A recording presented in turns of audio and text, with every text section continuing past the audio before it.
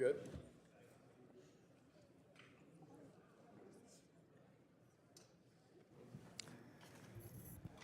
The committee will come to order. Without objection, the chair is authorized to declare a recess of the committee at any time. This hearing is entitled Making Community Banking Great Again. Without objection, all members will have 5 legislative days within which to submit extraneous materials to the chair for inclusion in the record. I now recognize myself for a 4-minute opening statement. Welcome to the House Financial Services Committee's first hearing for the 119th Congress. I'm delighted to serve as chair, and I look forward to working with my subcommittee chairs, Ranking Member Waters, and all the members of the committee to bring common sense back to financial and economic policy that will both foster prosperity and growth for all of our citizens. That's the change that President Trump ran on, and that's what we're going to do in this committee. It's been nearly 100 years since the House Financial Services Committee was chaired by somebody that had financial experience before their time in Congress.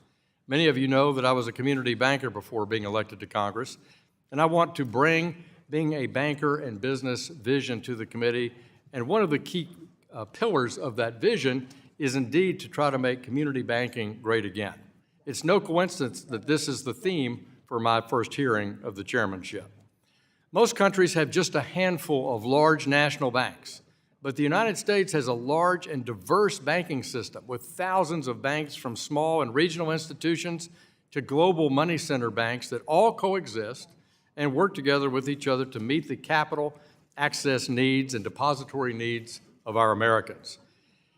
It's one of our great competitive advantages. Alexander Hamilton, our first Treasury Secretary, himself said, "Banks are the nurseries of the national wealth." When faced with unprecedented uncertainty during the time of the pandemic, it was our community banks that made an outsized share of the Paycheck Protection loans to small businesses, keeping millions of Americans employed. Community banks know their communities best, and research shows that when they close their doors, Americans suffer. Right now, our community banks are disappearing across the country. Back in 1999, when I first founded my Arkansas-based company, Delta Trust and Banking Corp., the United States had over 8,500 FDIC-insured banks, including 190 new charters that year. Fast forward to today, the United States has 4,000 banks, while only 82 de novo charters have been issued since 2010. Small community banks and credit unions have suffered immensely under the regulatory requirements, forcing them to devote more and more resources to lawyers and check-the-box compliance programs instead of serving their customers. Back in 1995, Arkansas had 251 banks. Today, it's 77. However, our local community banks and credit unions did not contribute to the financial crisis. They've continued to serve the critical engines for local economies, despite being subjected to much of the same regulatory burden and regime as the largest, most complex institutions. To form a new bank today, Americans must submit a multi-year, high-cost endeavor with several different federal agencies just before they can be considered to open their doors. Initial capital requirements can be as high as $30 million in practice, making it nearly impossible to get started as an entrepreneur banker today. One founder in Texas told me that regulators were asking him to propose $50 million in paid-in capital before he could open his doors. Over the last year, I've met with bankers from across America, including in Arkansas, Texas, Ohio, Florida, Oklahoma, Louisiana, and elsewhere. And these visits have reinforced my view that we're not doing enough to ensure that banks of all sizes remain competitive, both in their business model and in their ability to attract growth capital. That's why last November I released my principles that we're starting to talk about today, Making Community Banking Great Again. 30-plus reform ideas to enhance the ability for financial institutions to serve their customers, attract investment, and adopt and deploy technology and grow their communities. I look forward to working with all my colleagues to, in fact, bring that to fruition. I'd like to first have the ranking member and I visit about a point of personal privilege. I want to acknowledge 2 staffers for their service on our committee. First, from the majority, Kim Betts and Larry Seifried have done so much work to make this committee strong and outstanding over the past few years. Both are moving on. Friday will be their last day with the committee. Kim's been a key staffer here for the past 6 years. She's been general counsel, policy director, deputy staff director, and staff director. And Chairman Cole and Subcommittee Chairman Joyce have enticed her over to the House Appropriations Committee. So she won't be going far, and I consider her a world-class double agent in appropriations. Absolutely watching out for those of us on the authorizing committee. Larry's been served as Director of Member Services and Coalitions during the 118th Congress, Deputy Director of Coalitions in this Congress. His work to make sure our members and their offices get what they need to be successful has been integral to the success of our committee in the last Congress and this one. So we've benefited mightily from Kim and Larry's leadership and hard work, and I want to thank you for your service to our committee very much.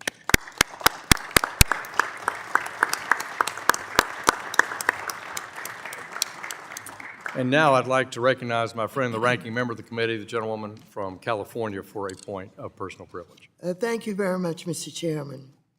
I would like to acknowledge Esther Kong, the Democrats' chief counsel, who will be departing Congress at the end of this week. Esther has served ably on my staff for 11 years. She first joined the committee in 2014 as a fellow, fresh out of law school. She quickly distinguished herself with a sharp thinking and keen sense for public policy, and was soon hired full-time onto the committee staff. As a staffer covering housing issues, Esther worked on a variety of issues, including the reauthorization of the Native American Housing and Self-Determination Act, the enactment of the Housing Opportunity through Modernization Act, and the reforms to the National Flood Insurance Program. Later, she became our Director of Housing Policy, leading a team of housing professionals and shepherding the committee's response to the housing challenges caused by the COVID-19 pandemic, through the House and into law. In 2020, Esther was promoted to be the committee's chief counsel, and in that role, she has refined the committee's processes and procedures, expanded our member services operation, worked across the aisle on bipartisan legislation, and given the Republicans a hard time on every now and then. When it comes to enforcing the rules, Esther is driven, determined, and hardworking, but also very kind, thoughtful, and a mentor to current and former staff, many of whom are now her close friends outside the office. She's a proud wife to her husband, Corey, who is a teacher at a DC school, and she is even prouder godmother to Hosea, who we see and hear in the office from time to time. We all are going to miss Esther, and I will miss her smile, her laugh, and her no-sense attitude. All of us are incredibly proud of her and wish her the best as she embarks on this next phase of her life, and thank her for her service. And thank you, Mr. Chairman, and I yield back.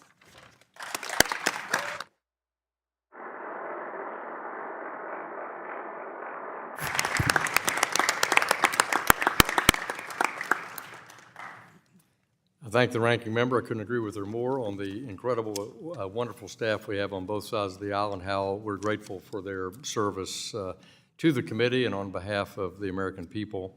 I now recognize the ranking member for 4 minutes for an opening statement.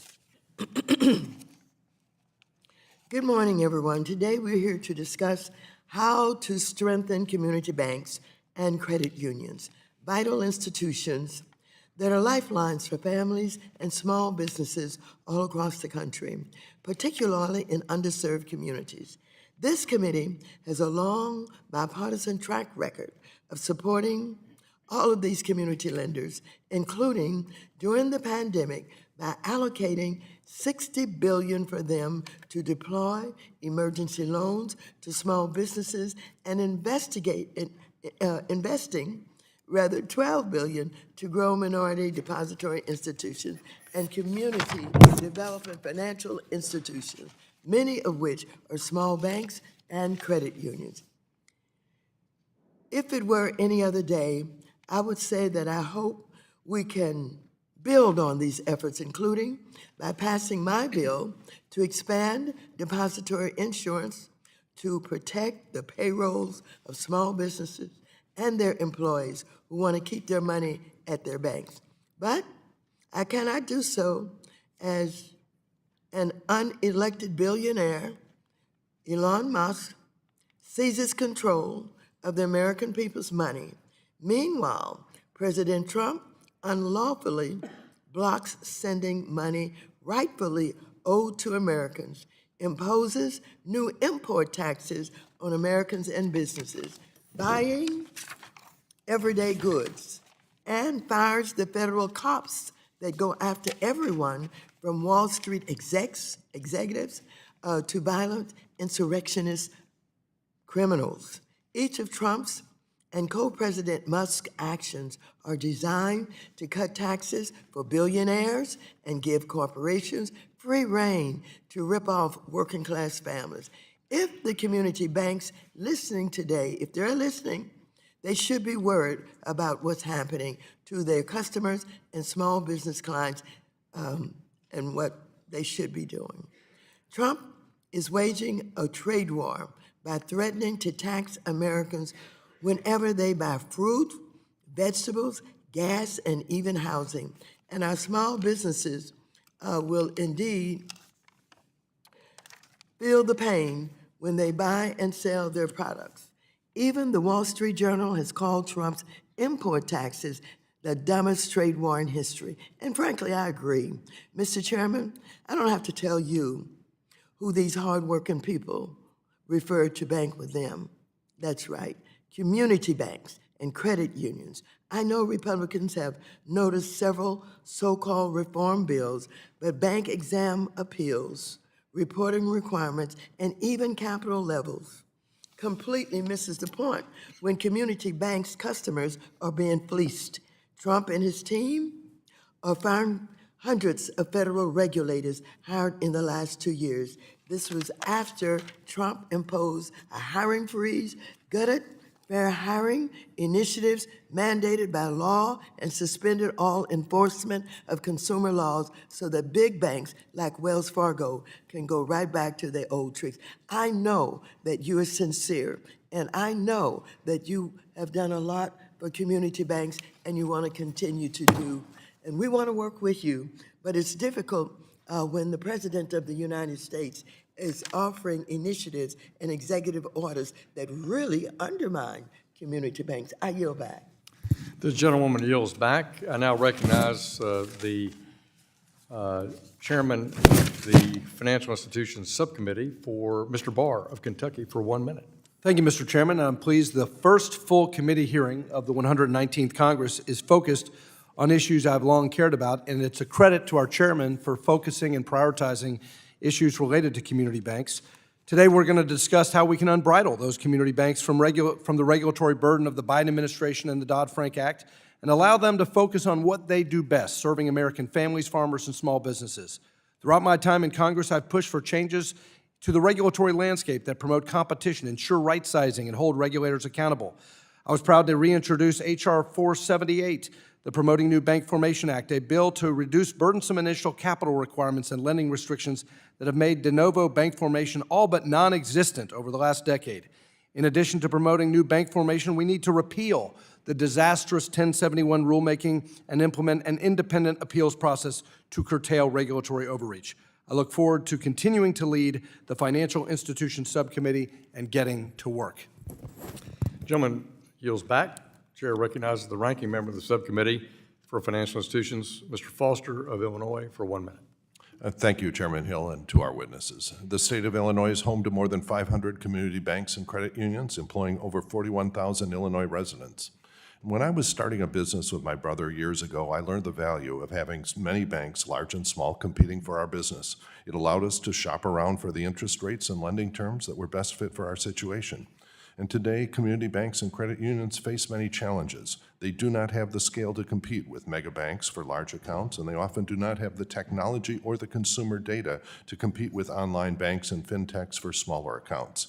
And now they're faced with the specter of competing against online payment systems like X-Money at the same time that ex-owners Elon Musk has been given unprecedented access to private payment data on every American business and every American. Small bank customers were hit hard during the tariff wars of the first Trump administration, which threw us into a manufacturing recession a full year before COVID hit, and retaliatory tariffs devastated farm export markets in small towns across America, requiring a $20 billion taxpayer-funded bailout simply to keep U.S. farmers afloat. But small banks matter, and I look forward to working with the chair in this committee to address many of these issues. I yield back. Gentleman's time has expired. Today, we welcome the testimony of Mr. Pat Kennedy, Jr., founding partner of the law firm Kennedy Sutherland in San Antonio, Ms. Susannah Marshall, who's the bank commissioner from the Arkansas State Bank Department, Cathy Owen, executive chairman of Eagle Bank and Trust, located in Little Rock, Arkansas, Rebecca Romero Rainey, president and CEO of the Independent Community Bankers of America, and Mitria, vice president of federal policy for the Center for Responsible Lending. We welcome all of you. Each of you will be recognized for 5 minutes to give an oral presentation of your testimony. Without objection, your written testimony will be made part of the record. Mr. Kennedy, we start with you. You're recognized for 5 minutes. Thank you, Mr. Chairman, Ranking Member Waters, and members of the committee. Thank you very much for inviting me to attend this hearing and submit written testimony. I've been a practicing lawyer representing community banks for 45 years. Their shareholders, directors and officers, and related entities on a wide range of matters. So I've had a lot of exposure to the industry. I'm also the principal shareholder of a Texas state savings bank with roots in rural West Texas, which in the last 5 years had, during the PPP, as Chair Waters had commented, this little small bank did over 10,000 PPP loans, average size of about 11,000. We ended up as a little small community bank being the 10th largest Main Street lender in the country. A firm called Wells Fargo was number 7. When I last had the opportunity to testify before this committee's subcommittee on financial institutions at the invitation of Congressman Luetkemeyer in 2017, there were 6,300 banks in the United States. As of last September, 30% of those are gone, and we have about 4,500 banks today. This loss is extremely unfortunate and is a trend that I strongly encourage Congress to reverse. In my professional career, I've witnessed the value of having locally owned and operated banks, particularly in rural communities. No other country in the world has anything like this historic population. It's a unique element of the American economy, and unfortunately, in the last 15 years, particularly since the enactment of Dodd-Frank, has undergone significant stress, and that is the reason for the continual decline.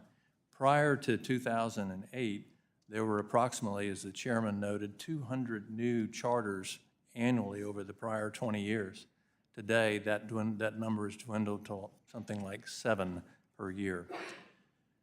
During that same period, capital ratios and the Basel Committee, the European-based Basel Committee initiatives have been designed really for the largest banks in the world, but have been trickled down and forced on every community bank, even the smallest community banks, and placed enormous burdens on this unique set of an important group of banks.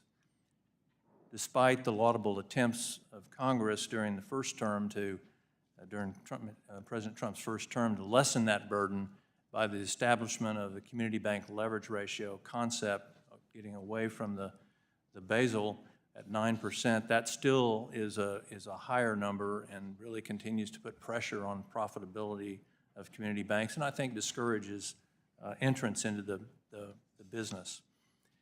27 years ago, I was involved in, and thankfully Congress adopted an amendment to the Internal Revenue Code that permitted banks for the first time to elect subchapter S tax treatment, and that has been credited as one of the most important pieces of legislation, unknowingly, that has affected positively community banks in the last 50 years.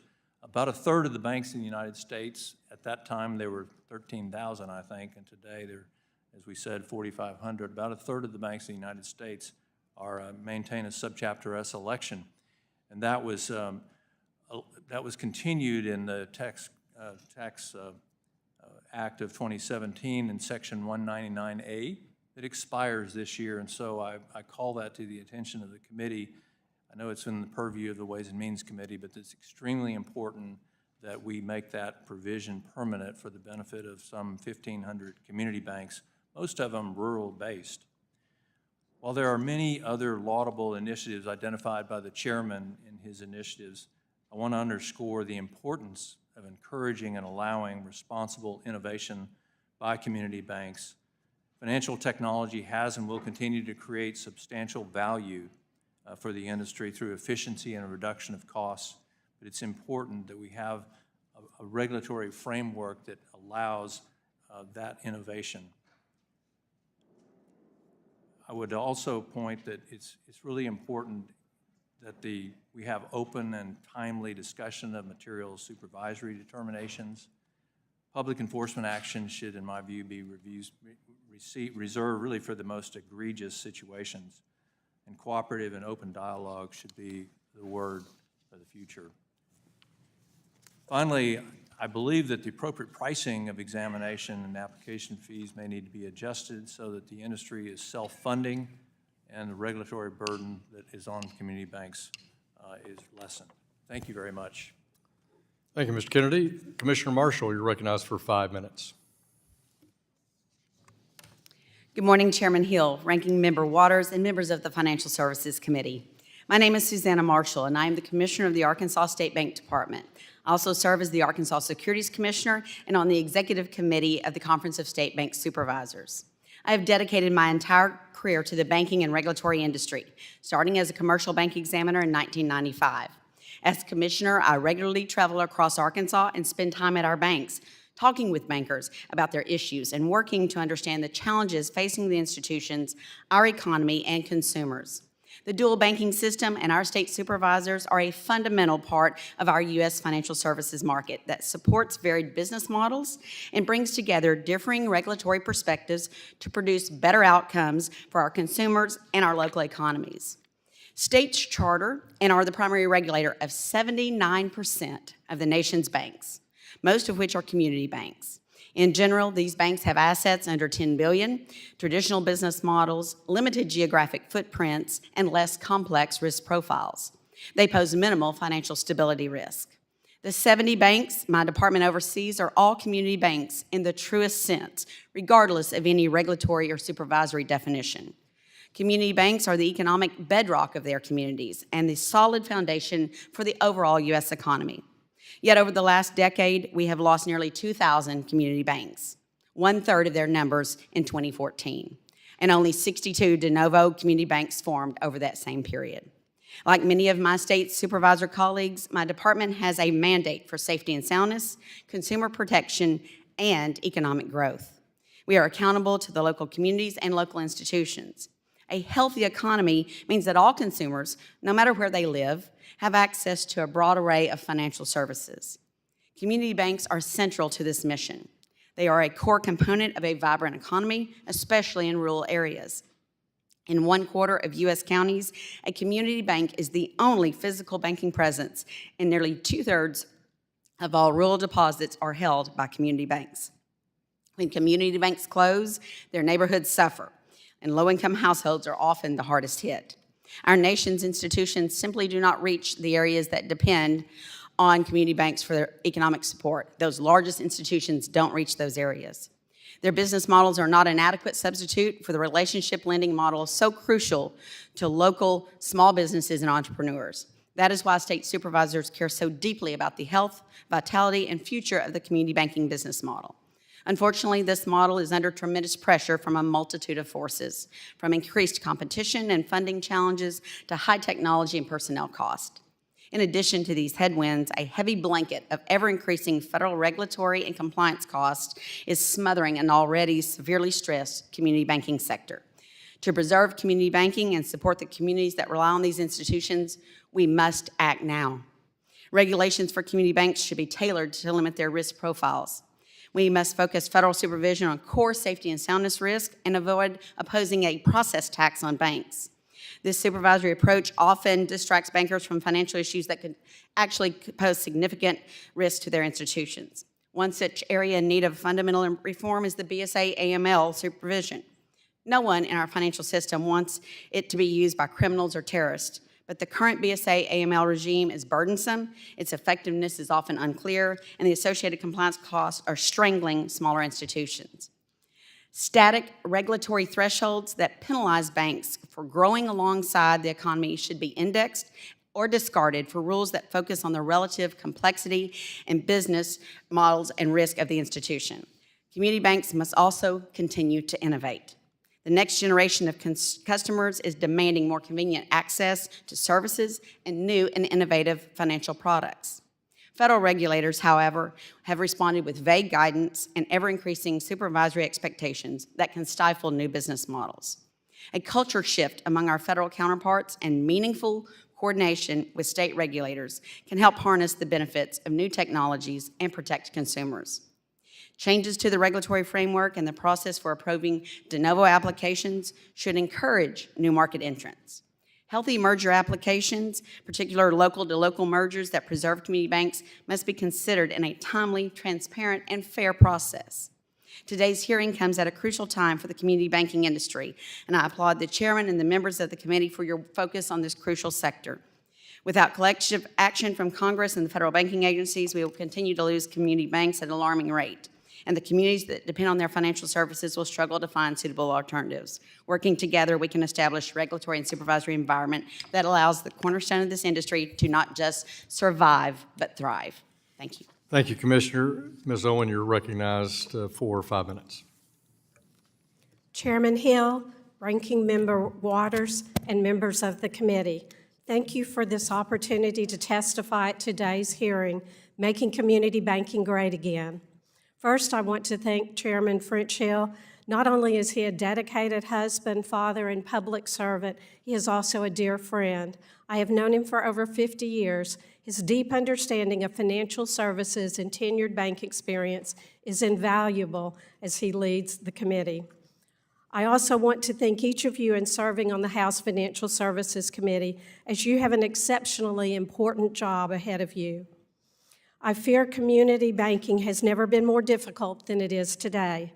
And just as so many community bankers are striving to serve their customers and communities, many are also struggling to survive. We desperately need your help to address the overwhelming regulatory burden we face. I know you are the people we need to get the job done, and offer my thanks in advance for your support of the chairman as he works to make community banks great again.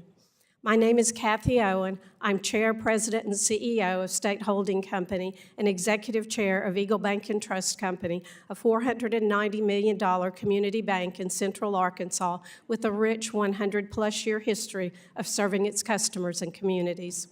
Last year, I celebrated 50 years in banking, having started my career as a shred clerk when I was a teenager. In addition to running our bank, I am currently Vice Chair of the American Bankers Association. I've chaired the ABA's Government Relations Council and the the Arkansas Bankers Association. And I'm also very involved in advocacy efforts on behalf of America's banks. I'm also a mother, a wife, and a grandmother. In preparing for this hearing, I asked our compliance team to provide real-world examples of unnecessary and counterproductive regulatory red tape.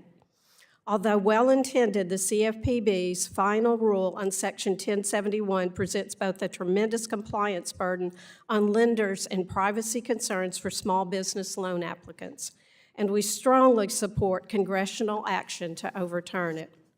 The lack of transparency and accountability at the CFPB is taking a heavy toll on America's banking industry and the millions of customers we serve. Replacing the sole director with a 5-member bipartisan commission and placing the CFPB under congressional appropriations process would introduce sorely needed accountability to the Bureau. We want to comply with CRA and serve our communities, but there are vast gray areas left up to interpretation by both regulators and the bankers. CRA should be reformed to clearly tell us what we need to do and what format and documentation is required. Just before the end of 2024, our bank grew suddenly to over $500 million in assets. Regulators informed us to comply with the new FDIC Improvement Act requirements by year end, meaning we had only 2 weeks to comply, which was impossible.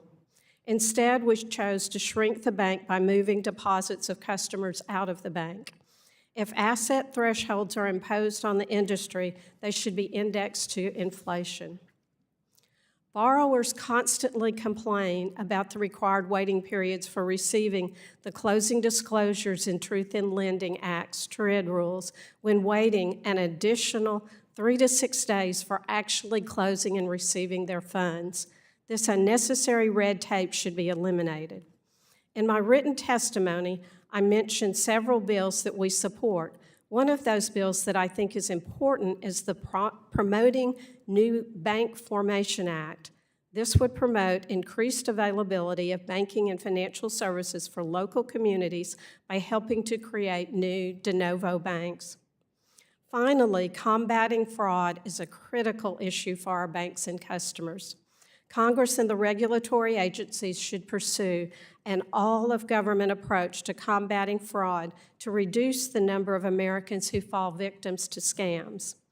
In conclusion, at Eagle Bank and Trust, we have a long history of service to our local communities in Arkansas, and our commitment to community development loans and investments is shared by the thousands of community banks across the country. Many of these banks are under pressure to survive due to regulatory overreach and unfair competition. We support your ambitious agenda to provide needed regulatory relief for community banks and hope you will consider the many ideas presented in this testimony and ABA's Blueprint for Growth. Thank you once again. Thank you, Ms. Owen. Ms. Rainey, you're recognized for 5 minutes. Chairman Hill, Ranking Member Waters, and members of the committee, my name is Rebecca Romero Rainey, and I am President and CEO of the Independent Community Bankers of America. I testify today on behalf of thousands of community banks across the country in rural, urban, and suburban markets. Before joining ICBA, I was chairman and CEO of Sentinel Bank, a $415 million bank and minority depository institution, or MDI, headquartered in Taos, New Mexico, and I'm a proud third-generation community banker. Sentinel was founded by my grandfather, Eliu Romero, in 1969. Years earlier, he had been denied a loan to finance a new law practice. That experience led him to start a bank that would provide credit for all in his community. And I'm proud to carry on his legacy, first at Sentinel and now at ICBA. Thank you so much for convening today's hearing on making community banking great again. I'm delighted that we share a commitment to a future of great community banks to promote American prosperity. And I would like to say a few words about what makes community banks great. We have deep roots in the communities we serve. More than 1,000 community banks are more than 100 years old and have survived historic, systemic shocks, standing by their customers in catastrophic times. Others are de novo charters poised for growth, and we need more of those. In a community bank, local deposits are reinvested back into local credit. The business model is the purest form of economic development that there is. We often serve communities overlooked by larger, out-of-market institutions and offer customized products and personalized services to suit the unique needs of our customers. Community banks are responsible for a disproportionate number of Main Street small business loans, especially in smaller communities, and some 70% of bank agricultural loans. In 1 in 3 U.S. counties, community banks are the only on-the-ground banking option.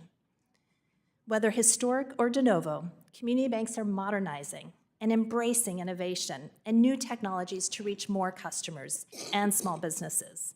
Responsible innovation is our motto. I want to thank Chairman Hill for crafting a set of banking principles to guide policymaking in the new Congress. There is strong overlap between those principles and ICBA's agenda for the new Congress, which has been endorsed by all 44 of our state affiliates and is attached to my written testimony. As we enter 2025, top of mind for community bankers and small business borrowers is the impending implementation of Section 1071 of the Dodd-Frank Act. The intrusive data collection required under 1071 will compromise the privacy of small business applicants and effectively commoditize small business lending and increase the cost of credit. ICBA strongly supports Congressman Roger Williams' 1071 Repeal to Protect Small Business Lending Act. Short of full statutory repeal, the law would be significantly improved by Chairman Hill's Small Lender Act, which would provide community banks and small businesses with critical relief to support ongoing credit and community growth. To enhance the future of community banking, we need more de novo formation. Congressman Barr's Promoting New Bank Formation Act would promote the creation of de novos, especially in rural areas, by providing more regulatory, capital, and lending flexibility for those banks. Chairman Hill's principles also include changes to resolution policy that would help ensure that failing banks are not purchased by the largest banks, thereby exacerbating industry consolidation, and waiver of the least cost resolution if the FDIC finds that a transaction would increase competition and facilitate economic growth. And examination reform that would create independent review and better transparency and accountability. The exam cycle would also be increased from 12 to 18 months for more well-rated, highly capitalized community banks. In addition, ICBA's agenda calls for measures to promote and strengthen our CDFI and MDI members, curb the sale of trigger leads that compromise consumer privacy and create a flood of unwanted solicitations and confusion for customers, and address the surging problem of check fraud, among other provisions. I urge you to review my written statement for our full agenda for a more detailed discussion of these and other important provisions. Let me close by again invoking my grandfather, L.U. I seriously doubt he could have formed Sentinel in today's excessive regulatory and de novo environment. In fact, it would have been impossible. This should serve as a historical benchmark for the reforms we made to make community banking even greater. Gentlewoman yields. Ms. Butzer, you're recognized for 5 minutes, and welcome. Thank you so much. Good morning, Chairman Hill, Ranking Member Waters, and members of the committee. Over the weekend, I had a moment to really think about the title of this hearing and ultimately what we were talking about in making community banking great again. And it occurred to me that the way to make community banking great again, if it isn't already great, is to put communities first. And so what I'd like to talk to you about today in this short amount of time that I have are policies that put communities first and relationship banking and the people that financial institutions serve, and policies that undermine the relationships that community bankers are designed to reinforce and build. So let's start with community relationships or community policies that actually help banking and help people. Those are policies that level the playing field between banking depository institutions and non-depository institutions. Because one of the biggest challenges that banks are facing right now is the encroachment of other lenders who are not abiding by the same regulatory obligations.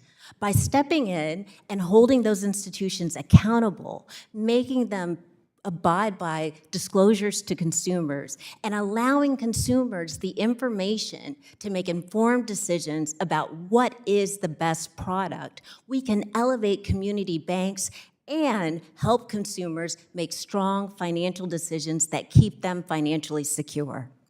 Another way that we can actually put communities first by developing a community banking agenda is by actually increasing the amount of funding that we allocate to the institutions who are doing that work. And that includes CDFIs, enforcing the work that they do, as well as the technical assistance that they provide to so many small businesses across the United States is essential for us reinforcing the notion that our lending relationships as community bankers drive small business. Finally, another thing that we can do to stimulate community banking and put communities first in the process is seriously consider proposals that are designed to increase resources for small businesses by raising their deposit insurance cap and making those institutions feel more comfortable. So I would encourage us as a group to actually think about those types of policies and their direct benefit in not only helping and assisting community financial institutions, but also assisting the consumers that they serve. Now, there are a number of other policies, and unfortunately, some of them are being considered in connection with this hearing that I don't think actually put communities first. And one of those policies I have to be very clear about is the overemphasis on deregulation. It wasn't that long ago that we can all remember the 2008 financial crisis. But what we sometimes don't talk about in the midst of talking about regulatory burden is what led to that crisis. And the reality is that it was a series of deregulation, a lack of emphasis on oversight, that, and particularly as it relates to larger financial institutions, that led to the financial crisis. And community banks, even though they engaged in sound banking practices, were forced to feel the consequences due to the economic downturn and impact that it had on consumers. So deregulation is the type of policy and practice that leads to harm on a long-term basis for community banks. The other thing that leads to harm here is policies that undermine the independence and the effectiveness of the regulator that is charged with ensuring that there is a level and fair playing field for financial institutions and consumers. And that regulator is the Consumer Financial Protection Bureau.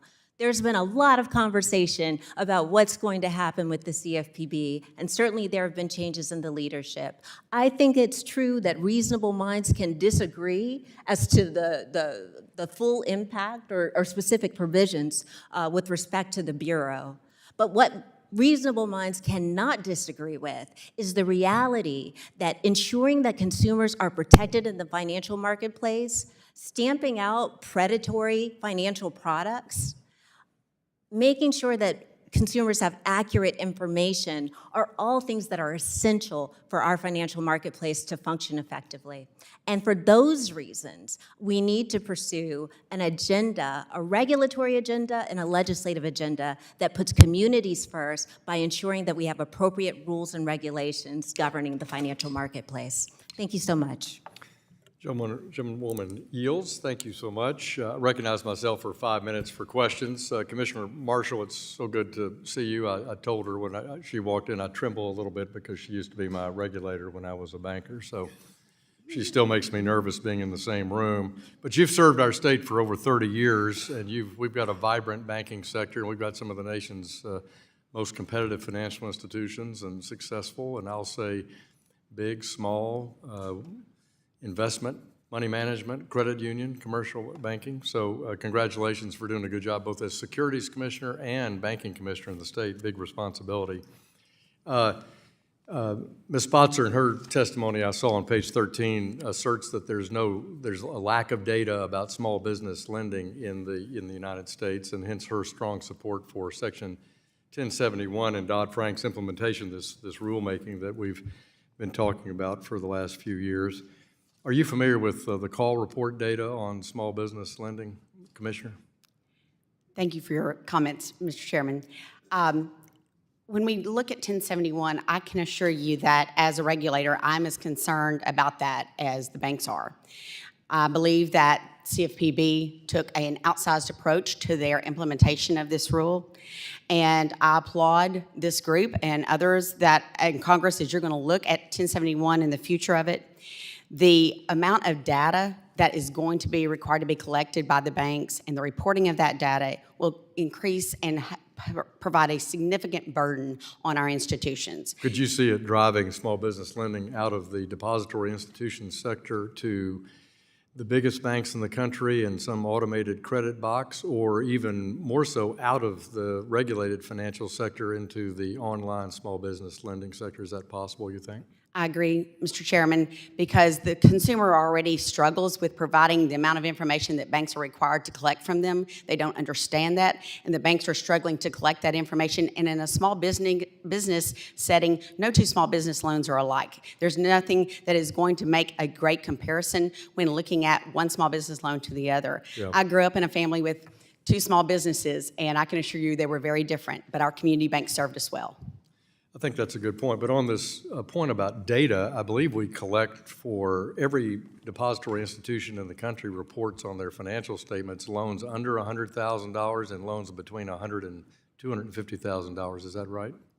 Off the top of my head, Mr. Chairman, I cannot confirm that, but I can assure you the call report data is expansive, it's growing every day, and the burden that those institutions are required for even additional documentation there is significant. Well, because I have access to ChatGPT, I can report to you that RC-C Part 2 of the call report requires banks to report all loans under $100,000 and all loans between $100,000 and $250,000. And clearly that is data, and it's indicative of small businesses.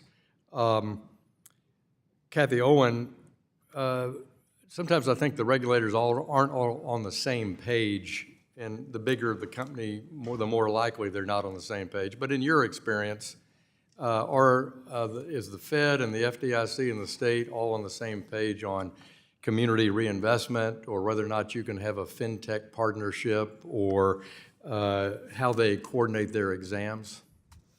We're a Fed state bank, so I can only comment on the Federal Reserve and the State Bank Department. For the large part, we're very fortunate in that our Fed region and our State Bank Department do work very closely together and coordinate closely. Thank you. What do you think, Ms. Rainey, what do you think about that? What do you hear from your members on that? Exam coordination, and are they on exactly the same page about reviewing a fintech investment, or how the CRA should operate, or the Community Reinvestment Act operate, or any other, and coordinating exams, particularly for your members that are larger and maybe subject to direct examination by the CFPB, for example? This is something we hear a lot about, and I can tell you that there's not a lot of direct coordination and a lot of confusion in terms of what one entity might require and another, to what extent they may examine best practices, how they get rolled down to community banks. So there is not a lot of coordination today. Mr. Kennedy, thinking about I hear a lot of comments, and I noted them, about how bank CEOs and boards of directors are thinking about the CAMELS rating, the transparency of it. And some bankers have asserted anecdotally that it's not a fair process. As a bank director, founder, lawyer, can you comment on how the CAMELS process might be reformed?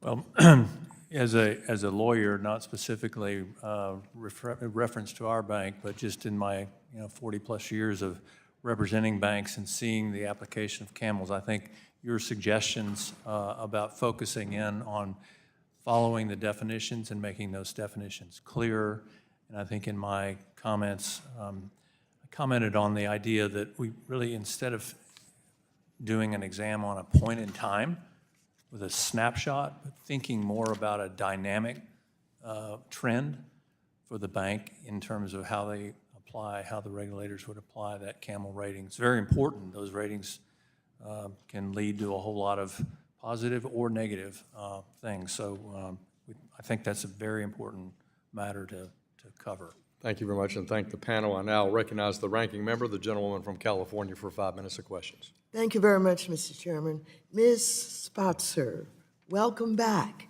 It's so nice to have a former staffer testify before our committee. Good to see you. Thank you, ma'am. Today, Democrats will offer the types of bills our committee should be considering. If we're going to do reform, it's just not about getting rid of regulations.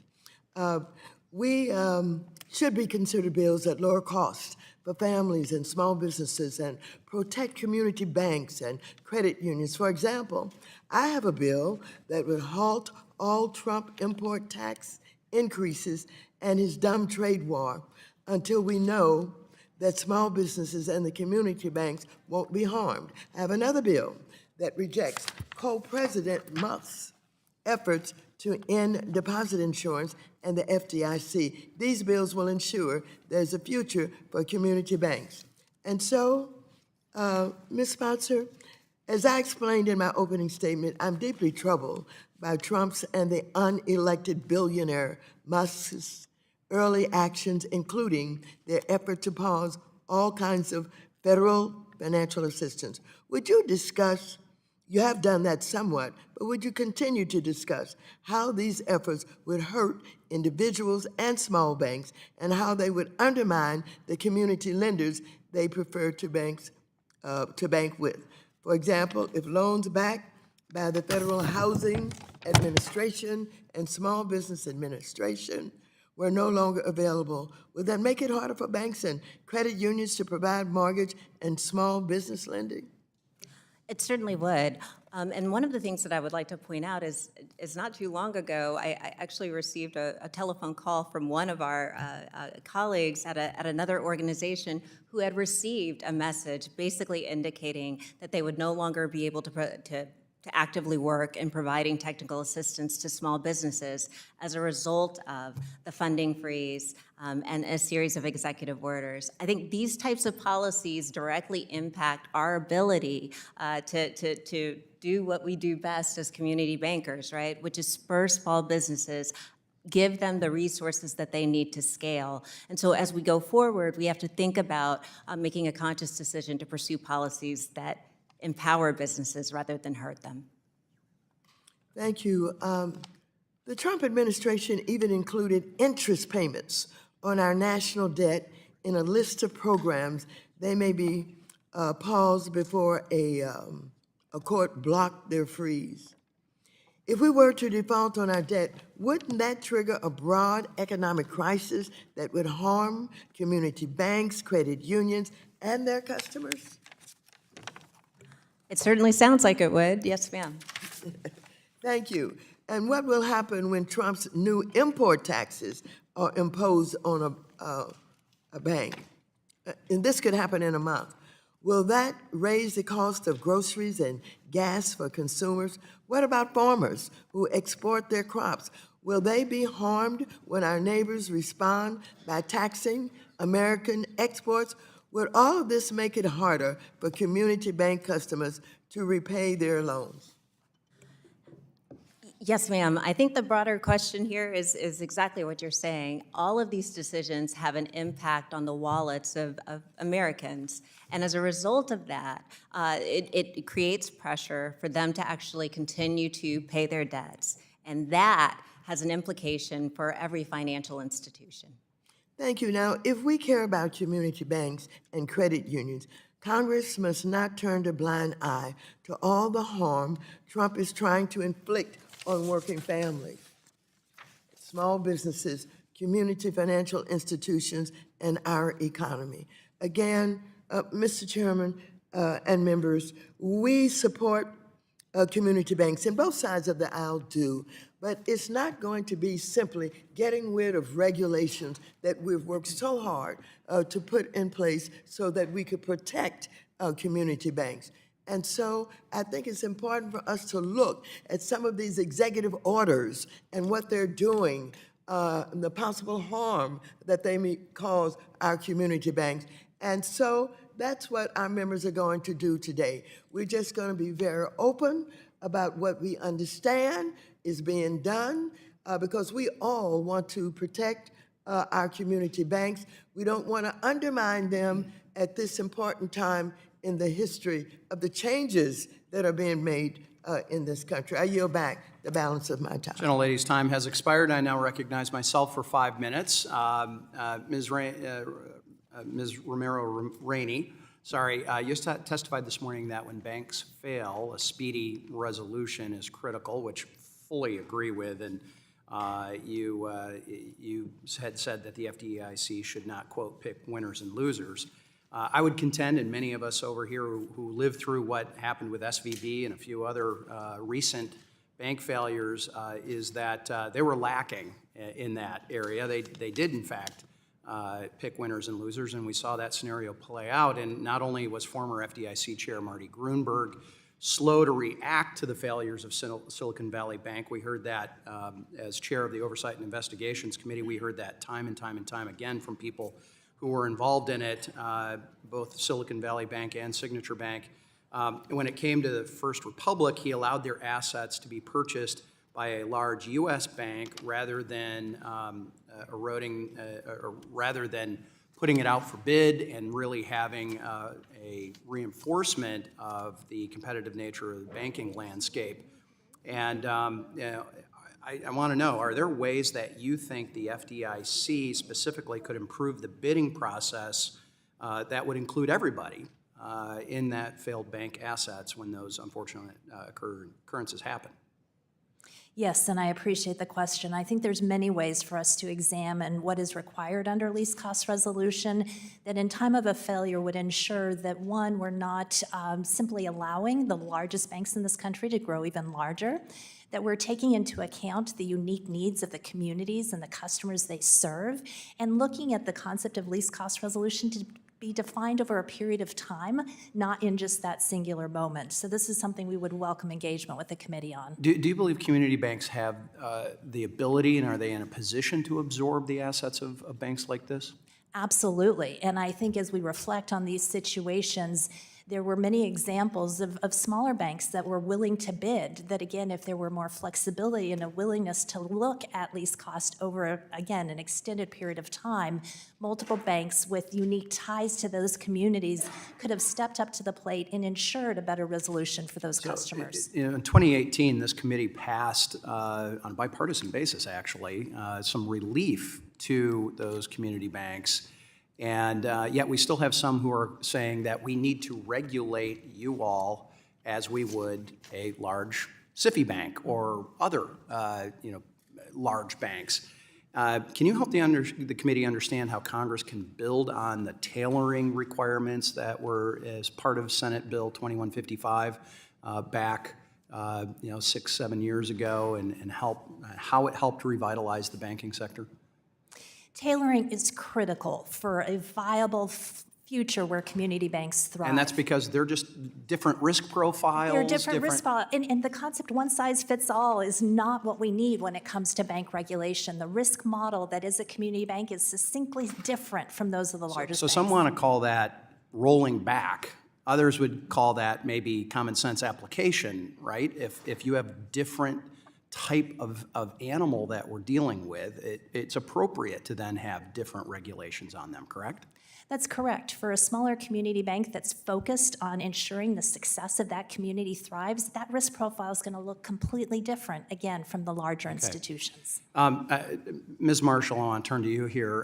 In a recently released survey of the Conference of State Banking Supervisors, community banks listed regulations as one of their chief external risks. Is that what you're seeing in Arkansas and among your other colleagues? Yes, sir, absolutely. And I appreciate the point to the sentiment index survey that in our community bank survey where regulatory burden is highlighted as one of the number one risk facing institutions. And when I go out and visit with my banks, whether it's in Western Arkansas or Eastern Arkansas or my colleagues across this country, I can assure you that is top of mind for them. So I think I know the answer to this, but you wouldn't say that Senate Bill 2155 actually caused these previously mentioned banks to fail? No, sir. Okay, I didn't think so. Just wanted to make sure we were on the same page here. Ms. Marshall, Ms. Owen, I want to follow up on comments from Chair Hill about de novo banking. In my home state of Michigan, we currently have 79 chartered banks, which is down from 86 just a year ago. That represents nearly 2,000 branches, 50,000 employees, and $314 billion in customer deposits. Ms. Marshall, your testimony highlighted just how hard it is to form a new bank. I'm hearing that same message from back home. So what can we do, the consequences, what's going to be the consequences? My time is expiring, but very quickly. I think the message around tailoring is appropriate and getting from process-driven examinations. Great, thank you. And I know we have a title of making community banking great again, but ultimately it's all of our goal to make sure that credit is available and through access, whether it's credit unions, you all, those are those communities that really where the rubber hits the road. So with that, I recognize the gentleman from California, Mr. Sherman, who is recognized for 5 minutes and 30 seconds. Thank you. I want to thank the ranking member for focusing on how disruption disrupts our entire economy and hurts every private sector decision maker. The ranking member points out that this administration was toying with the idea of, well, maybe we just won't make payments on our national debt. How is somebody supposed to do business and take all the risks involved in being in the private sector? How we have a 25% tariff on Canada, then we don't, then we might, then it depends on whether their prime minister says something nice about how our president looks. How is a community bank, and this is just a rhetorical question, supposed to decide whether to make a loan to a business when they don't know whether they're going to lose all their Canadian and Mexican sales next month? It's just throw, a wrecking ball at everything in our economy, gets good ratings, dominates the news cycle. I'd think it's hard to say that being a community banker is great when you have to deal with that. We got to make banking great, not just for the bankers and the community bankers, but for the consumers. So for God's sakes, we cannot abolish the CFPB. They produce $21 billion for consumers. We're going to save $6.1 billion on overdraft fees. The way to make a banking great is not to leave consumers without protection. Another thing that wasn't so great about banking a couple years ago was the collapse of several banks, instead of including Signature Bank,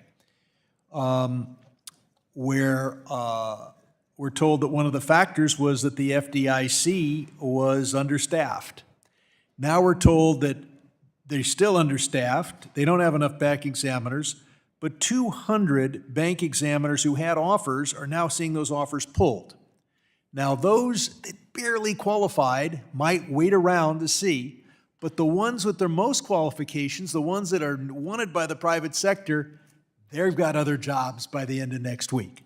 So they're gone. But we also see the FDIC being told, if you work for the FDIC, hey, you can get 8 months' pay for quitting your job. Well, who's going to quit? The people who can easily get an even better job in the private sector. So we lose our best and our brightest. I'll ask Ms. Spoxer, if the FDIC is unable to prevent future bank failures, is that bad for the image of community banks and their ability to attract depositors? It certainly is. I thought that was an easy question. Now, community banks make mortgage loans. They can't afford to hold those loans on their balance sheet. They sell them to Fannie and Freddie. If we abolish Fannie and Freddie, is that good for community banks? Yes. No, not at all. So that would, okay. So then we have a law in Florida, which I hope this committee would see fit to preempt, that says anytime you're turned down for a loan in Florida, you can say, well, that's because of my political beliefs, and you start a state investigation. Is that good for community banks? I'm not familiar with the law, sir, but it doesn't sound like it's good. And it creates a circumstance where the federal law says that you'd better not reveal the fact that you filed a suspicious activity report, but the Florida law says you have to explain why you didn't want to do business with somebody who was suspicious. So you're in a conundrum where you're forced to do something by state law, prohibited doing something for federal law. Does that make community banking great? It certainly creates compliance challenges. Okay. And then we have rules that apply. Let's just say we still have a CFPB. there are those who say, well, we'll impose those rules on loans made in dollars, but we'll exempt crypto.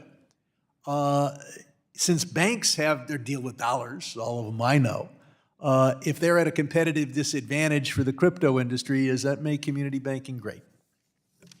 No, sir. I yield back. Gentleman has 6 seconds. Gentleman yields back. So with that, gentleman from Oklahoma, Mr. Lucas is now recognized for 5 minutes. Thank you, Mr. Chairman, and thank you to all of our witnesses for testifying today. Community banks are the heartbeat of local communities, and my district is agriculture, it's energy, it's Main Street. And community bankers uniquely address the needs of those capital-intensive industries like the ones in my home state. And before Ms. Owen, before I start my first question with you, I'd just like to offer an observation. My first banker was an older banker at the time. He'd been my father's banker, he'd been both of my grandfather's banker, and as a very young banker, he'd banked 2 of my great-grandfathers. So community banking and those relationships are important to me, having lived it firsthand. So, Ms. Owens, what does it mean, and I know this is, just simply say this is a hearing about stressing the importance. What does it mean for the local community when community banks are able to thrive in communities like mine and many across the country? It's huge to the communities, the customers. If a community bank can't thrive, then we can't serve that community. We can't buy the school uniforms. We can't supply food for the food pantries. We can't provide the financial education. We can't make the loans that are necessary for those communities. Turning to you, Ms. Romero, Rainey, the chairman and the vice chairman have discussed how in 2018 Congress rolled back some regulatory burdens placed on community banks. Could you expand from your perspective what other areas of focus does Congress need to consider to build on that progress? Certainly, I think as we build on that progress of creating again, not a one-size-fits-all path to regulation, whether we're talking about the exam environment in which community banks operate and how we allow for more flexibility for well-capitalized and well-managed institutions. I think another significant opportunity is how we think about de novo banking. Again, the one-size-fits-all charter for a community in Oklahoma does not look the same like it does in downtown New York City, and we need to think about it differently in terms of what regulation should be required and how we appropriately give flexibility. And that's what we're looking for is as we serve unique communities of all shapes and sizes across this country, we need that flexibility. It's not about, it's about enforcing and creating more approach to safety and soundness, but giving us the flexibility to manage within that. Ms. Marshall, we've seen a dramatic decrease in the number of new banks created in the last 20 years, as my colleagues have noted. And I have listened personally to investors talk about at different times in the last 20 years where the regulators were so focused on making people take problem banks that they wouldn't allow, wouldn't encourage new charters, de novos, until that was taken care of. What are some of the challenges that you see in entering the market, and what should the government do to consider incentivizing new bank formation?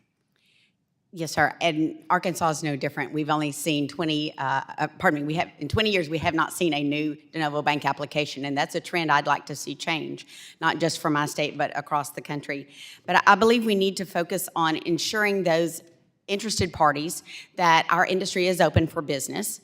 We need to focus on and reminding them that the regulatory burden is manageable, and we can do that through the tailoring, as I've mentioned before. We need to spend this time and take this opportunity to review static thresholds that have, quite frankly, not been indexed or reviewed in quite some time, because $10 billion today is not what it was when some of those thresholds were put in place. And I allude that to the Bank Secrecy Act or other thresholds within the regulatory environment. We also need to ensure that we have healthy entrants into the marketplace, and we also have that opportunity for exits through M&A activity, and no barriers to that for local-to-local bank mergers. Well, I just want to say that access to capital is a hugely important topic in districts and with the kind of industries I have back in Oklahoma. And I look forward to working with my colleagues on the committee and the new administration to addressing these issues that we've highlighted today. I think of my first old banker who was a multi-generation banker, and he had his institution open 5.5 days a week. And on Saturday afternoon, when he closed at noon, he'd get in his pickup and he would drive around the county looking at your farm, looking at your field, looking at your business, doing a personal eye assessment of what was going on. He survived the Great Depression. He survived the drought of the 50s. He survived the meltdown of the 1980s. I have the greatest of respect for that kind of community banker. Yield back. Gentleman's time has expired. With that, the gentleman from Georgia, Mr. Scott, is now recognized for 5 minutes. Thank you, Chairman. Ms. Sponsor, thank you for your excellent and well-delivered testimony. I learned a lot.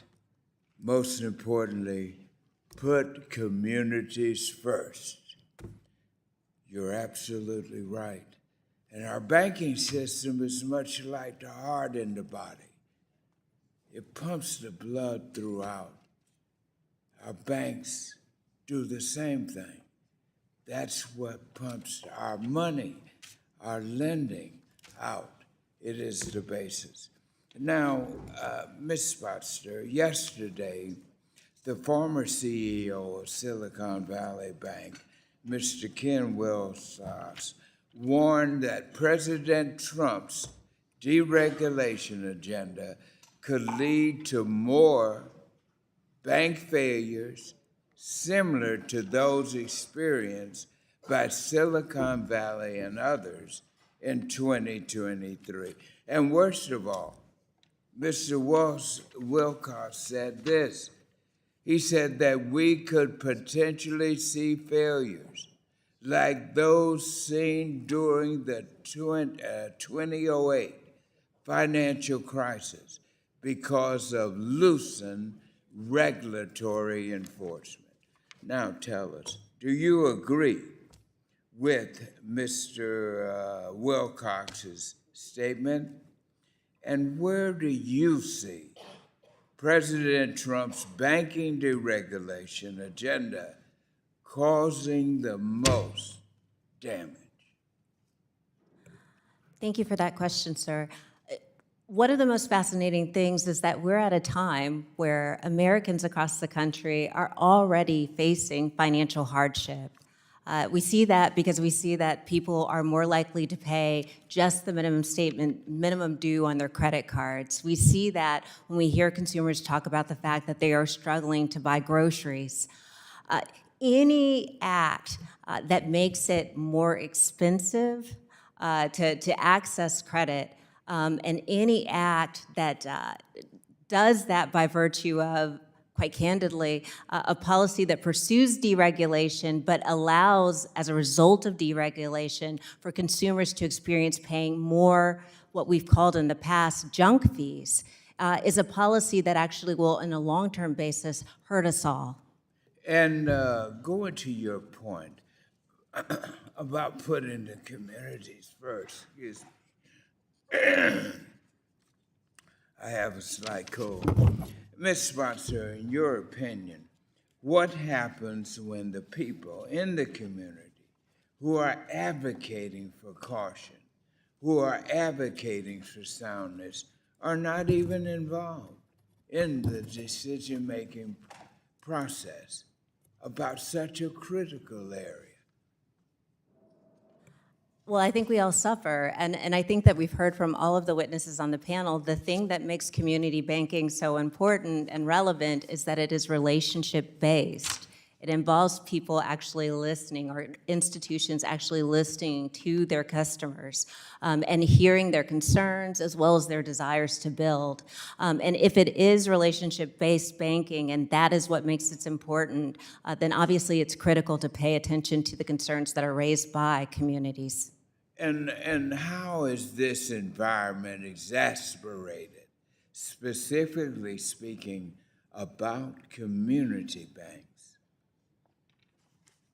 Well, I think, we've heard a bunch of the conversations about the challenges. With larger financial institutions, as well as non-banking, non-depository institutions not being held accountable to the same standards, it creates a situation where community banks can be less competitive. And that is one of the biggest challenges here.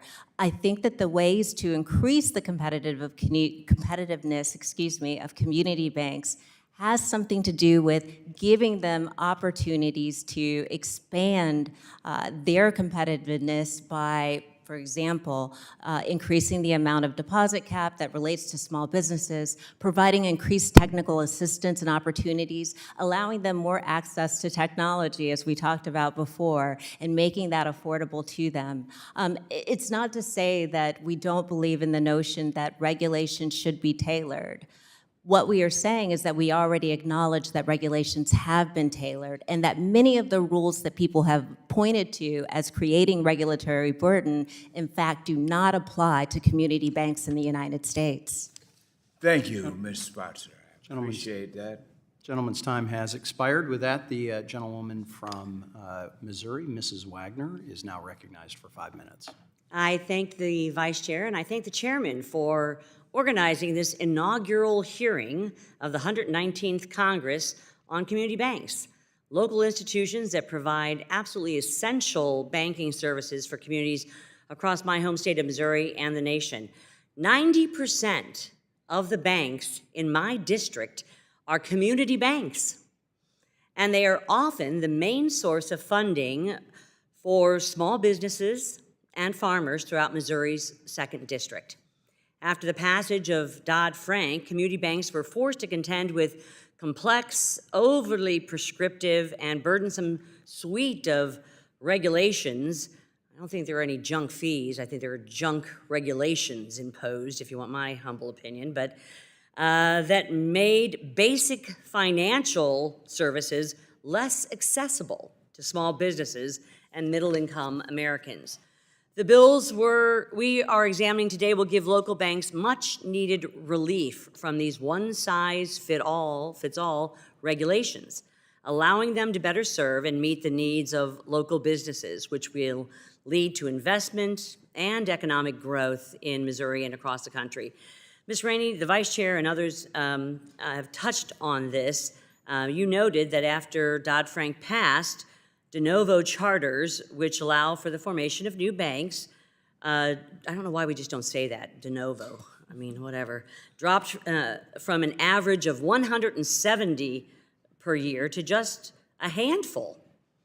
This sharp drop in new banking opportunities is depriving communities of access to banking and local credit, especially in rural areas. Ms. Rainey, what reforms can Congress and/or regulators make to reverse this trend and encourage more de novo formation, new banks, new community banks? Thank you for the question. And yes, as the chairman noted earlier, we've only had 82 new banks formed since 2010, and that's not enough. And so there's so much that can be done here. And I really draw your attention to the minimum capital requirements, especially as you look at smaller, more rural areas. We need a proportionate connection to how much capital is required to what is the business that we're going to do. And we look at it more, again, from a one-size-fits-all.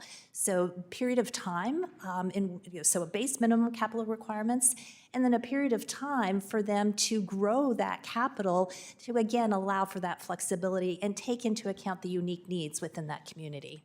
Thank you. I think there's that and minimum capital requirements and much more that needs to be addressed. In 2020, based on robust data collection and analysis and an extensive public comment period, the FDIC crafted a new rule governing brokered deposits that allowed financial institutions to access diverse funding sources and gave consumers more control over their financial decisions. Yet, late in the previous administration, Chairman Gruenberg attempted to rush through a rule returning brokered deposit governance to the pre-2020 status quo without conducting analyses to justify the change, and in fact, seeking to collect data from banks on the characteristics of their brokered deposits. Are you ready for this? After the proposed rule. After many of my colleagues and I joined Financial Institutions Subcommittee Chair Andy Barr, in urging the FDIC to reverse course, I was glad to see FDIC Acting Chairman Travis Hill withdraw this very poorly crafted rule on January the 21st. Ms. Marshall, can you discuss how community banks use brokered deposits to access funding which allows them to make more loans to small businesses and to families? Yes, ma'am. Thank you for the question.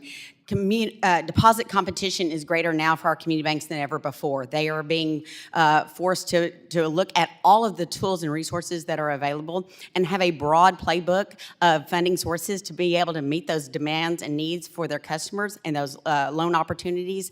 You need to be able for a community bank to use broker deposits, rely on core funding, have access and utilization of wholesale activities such as Federal Home Loan Bank System or the Federal Reserve discount window, and all of those things in measure with appropriate parameters make for a holistic and appropriate funding structure for community banks to operate under. And community banks have used broker deposits successfully for a long time. They need to be able to continue to do so. Yeah, my time is expiring here, but Mr. Kennedy, I do have two questions for you, and I'm going to submit them for the record, and I yield back to the chair. Great, and that's a good reminder to all the members. If you have questions that you are not able to get to for the panelists, please direct the inquiry through the chair, which we will get to the panelists, and then we would request that you would, in very short order, reply to those. So we appreciate that. And sticking with our Missouri theme, we are going to go now to the gentleman from Missouri, Mr. Cleaver, for 5 minutes. Thank you very much, Mr. Chairman. Ms. Rainey, thank you for being here. Thank all of you for coming today. There's a great deal of discussion, maybe even accusations as it relates to diversity, equity, and inclusion. Are small banks, community banks, particularly in rural areas,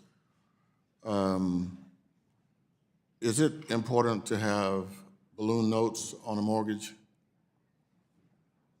Is it important to have balloon notes? Is that what I heard? I'm sorry. Yes. So balloon notes provide some level of flexibility for those community banks that desire to keep that mortgage loan on their balance sheet but are unable to take the interest rate risk over a 30-year period of time. So yes, in some cases, that is part of their model to do balloon notes. And if we, Congress unconsciously halt balloon notes, would that be like intentionally trying to hurt small banks, community banks? Yes, by removing the ability for community banks to offer balloon notes, that would hamper their ability to serve the customers and to provide that level of service in their community. Yeah, I agree with you, 100%. But the issue is, if members of this committee approved some legislation that would in fact eliminate it, would it mean that the members here are just mean people discriminating against small community banks? No, I don't believe that's what it would mean. I think it's just a limitation of the services. I agree with you. So if people make decisions, even unconsciously, that exclude people, should not that be addressed, or to exclude people or communities? Yes, so if groups are excluded, that should be addressed. And that's one of the things I love about community banks, is because they're so close to the community, they are able to understand what those unique needs and those relationships allow them to serve. It's why our bank was founded, is trying to serve everyone in the community. I don't disagree with you. The point I'm making is that sometimes people are exclusionary in their practices, things they do unconsciously. That there's no intentionality, we're just going to do something. For example, I had a little town in my congressional district, and they wanted to apply for some community development block grant monies. Well, they can't do it because you have to have 50,000 people to get what's called, a entitlement grant. And so small communities can't get it. They have to compete with 200 other little towns. And in this little town I'm talking about, the mayor's office was in the grocery store. So they have no grant writers. And if that is required, and it is right now, are we trying to discriminate against them? Anybody? Yeah, we're discriminating. We're hurting little towns. I'm saying that. And it can be done unconsciously, which is why diversity, equity, and inclusion is important, to try to cancel that out. I mean, I'm not saying people just sit up and say, let's discriminate against people of color and women. But if you design things unconsciously, you can hurt them. And so what you need to do is try to figure out, what can we do to stop that hurt that may even be unintentional? Diversity, equity, and inclusion is trying to do that. And we're saying, no, let's forget that. I am just, I don't care, but if there, what happened to a little town like Orick, Missouri, had a tornado to come through? You got to have a special kind of process to go after, to get FEMA money in a little town. Do you think people sat up in here and said, let's try to figure out how to hurt little towns after a devastating tornado? My time is running out. I hope you got my point. I yield back, Madam, Mr. Chairman.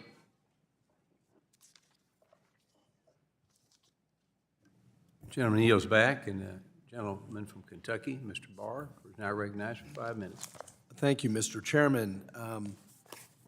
A major problem that has prevented new bank formation in our country over the last few decades is burdensome initial capital requirements, often as high as $30 million when all is said and done. These requirements leave the organizers of a new financial institution with a razor-thin margin of error in executing its business strategy and generating a profit.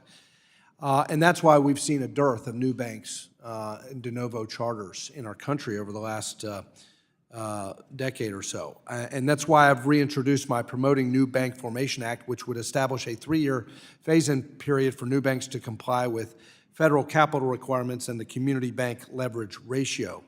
Mrs. Romero, Rainey, can you discuss how giving startup banks more time and flexibility to meet these initial regulatory requirements could foster de novo bank formation in rural and urban communities throughout the country?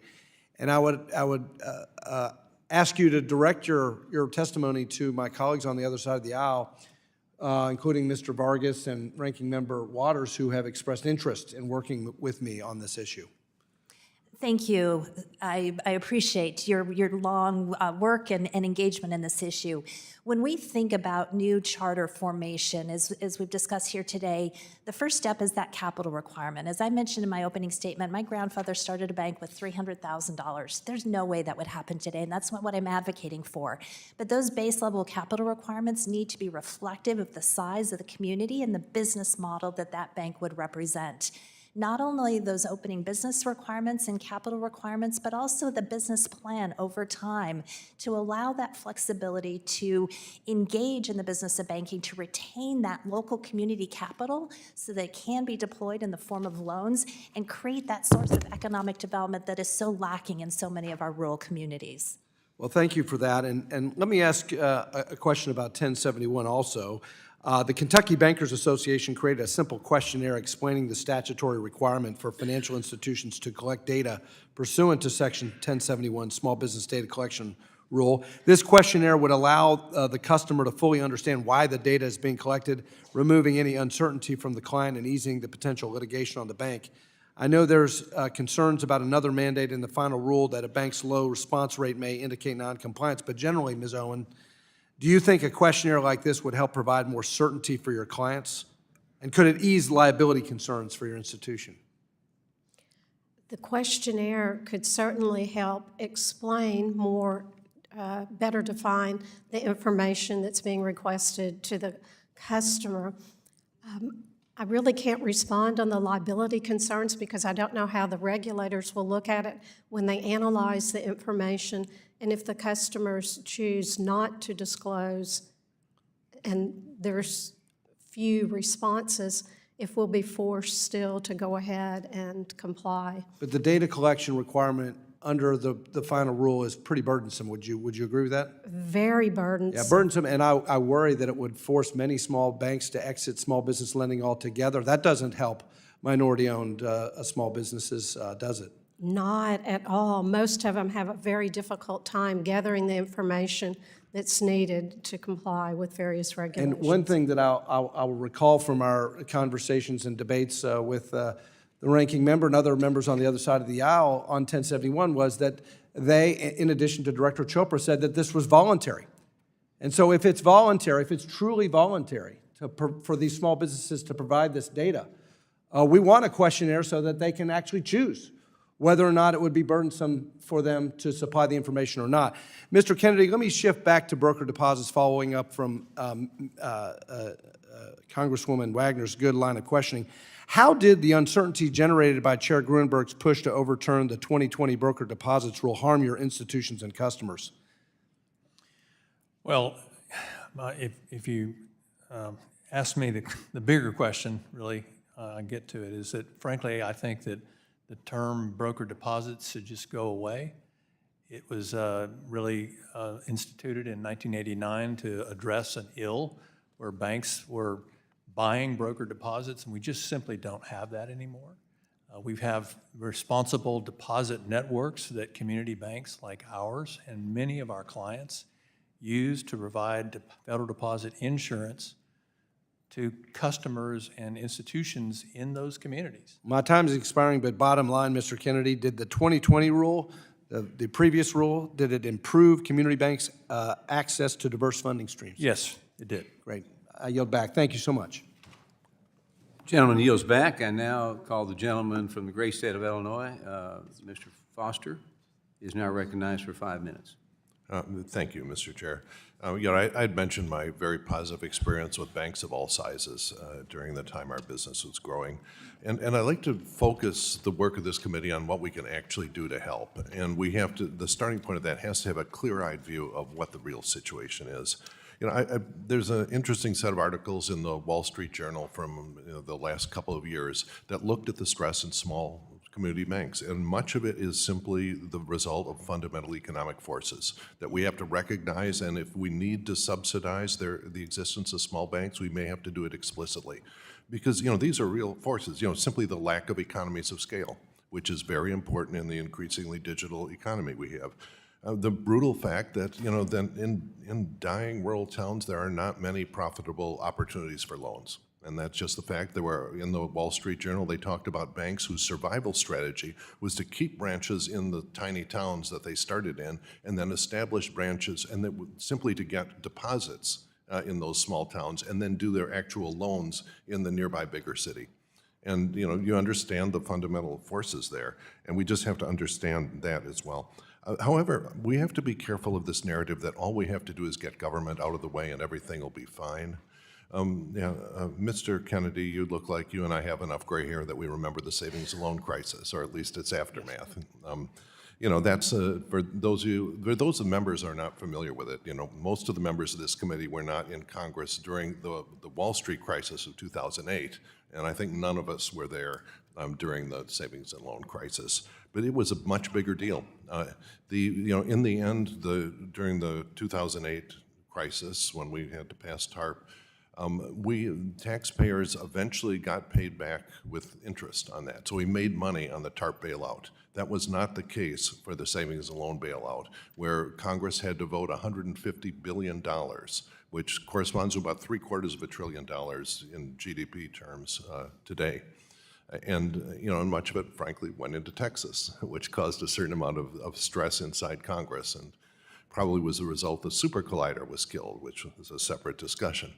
But so this was a big deal. But if you look at that, so as I say, members should just spend a few minutes on the Wikipedia article or the Investopedia article, if you prefer that, on the savings and loan crisis. Understand, this was the simultaneous failure of many, many smaller institutions caused by misguided deregulation, the elimination in some cases of capital requirements at all, causing these zombie thrifts to go and continue to get deeper in the hole. And in the end, the government the taxpayer was on the hook for about 2.5% of GDP. As I say, just a huge amount of money. And this can happen again if we don't maintain knowledge of what happened. So be careful of that, but what can we actually do to help? And one of the things that I guess Ms. Marshall mentioned was the cost of KYC compliance. And that is something where I think we can do some good. You know, there is the tool at hand for that is the Real ID compliant digital driver's license. It is completely feasible to onboard customers today by having them get out their cell phone, do their biometric login, present their Real ID NIST compliant digital driver's license, and have them prove they are who they say they are, go hit FinCEN's or website or whatever to say, is this person on the list of bad actors? And if they come back clear, you're on board them. And I've actually discussed with the chair of the full committee the possibility of setting up a pilot program to see if this very lightweight onboarding, I think, could be a huge benefit, both for lowering the cost of KYC compliance and dealing with the fraud problems that is another huge cost for small banks. They don't have the same fraud prevention team of JP Morgan. And so that, I was just wondering if you have a reaction to that sort of a proposal. Yeah. I appreciate any opportunity for Congress to look at the BSA AML laws that have been in place for far too long without appropriate review. I think technology and innovation in the financial services sector is going to be able to yield big results for us as both regulators in the industry and policymakers. I think we need to look at all those types of options that you've described as potential enhancements to that burdensome regulation. And it is appropriate because no one, again, wants the BSA AML or the financial services sector to be used by criminals or for illicit activity. But that needs a fresh set of eyes after almost 50 years. I will make an additional comment to your point of fraud. It is one of the top risks, along with the regulatory burden that I speak to my institutions about, as well as cyber risk. And those three areas certainly need our attention. Thank you. You yield back. Gentleman yields back. I now recognize myself for 5 minutes from the great state of Texas. This past November, the American people made their message very clear. American families, small businesses, community bankers, farmers, and ranchers are all tired of burdensome regulations that hinder the financial service industry. The previous Biden administration continuously pushed policies that were out of touch and only led to higher compliance costs. And one policy in particular was the CFPB's famous Section 1071 Small Business Data Collection Rule. And I have been consistently hearing from small community bankers back in my district and across the country about how they are concerned with the complicated reporting requirements in this rule that will tie up loan officers and increase compliance costs and officers, ultimately forcing bankers to pass these costs down to their customers. Furthermore, lenders are worried this rule will push the industry towards a standardized small business loan product and kill relationship banking. This overly burdensome rule will limit the bank's lending abilities and make it harder for small businesses to access the capital they need. So yesterday, I proudly introduced the 1071 Repeal to Protect Small Business Lending Act, which repeals the 1071 Small Business Loan Data Collection requirement to help eliminate costly regulatory burdens on financial institutions. So thanks to my colleagues who signed on to this legislation, I look forward to working with Chairman Hill and the Trump administration to repeal this deeply flawed regulation. So Ms. Owens, could you elaborate on the CFPB's 1071 rule, how it will negatively impact community banks and lead to a reduction in small business lending? And additionally, how will increased compliance burden affect the ability of local lenders to provide relationship-based lending? Yes, thank you very much for your question. No doubt for community banks, it will be a disproportionate expense to them for the implementation and training to be able to implement all 81 of the data point fields that are required with 1071, which is of great concern. I'm concerned that many community banks may not be able to afford that implementation, which then would limit and restrict their ability to loan to small businesses.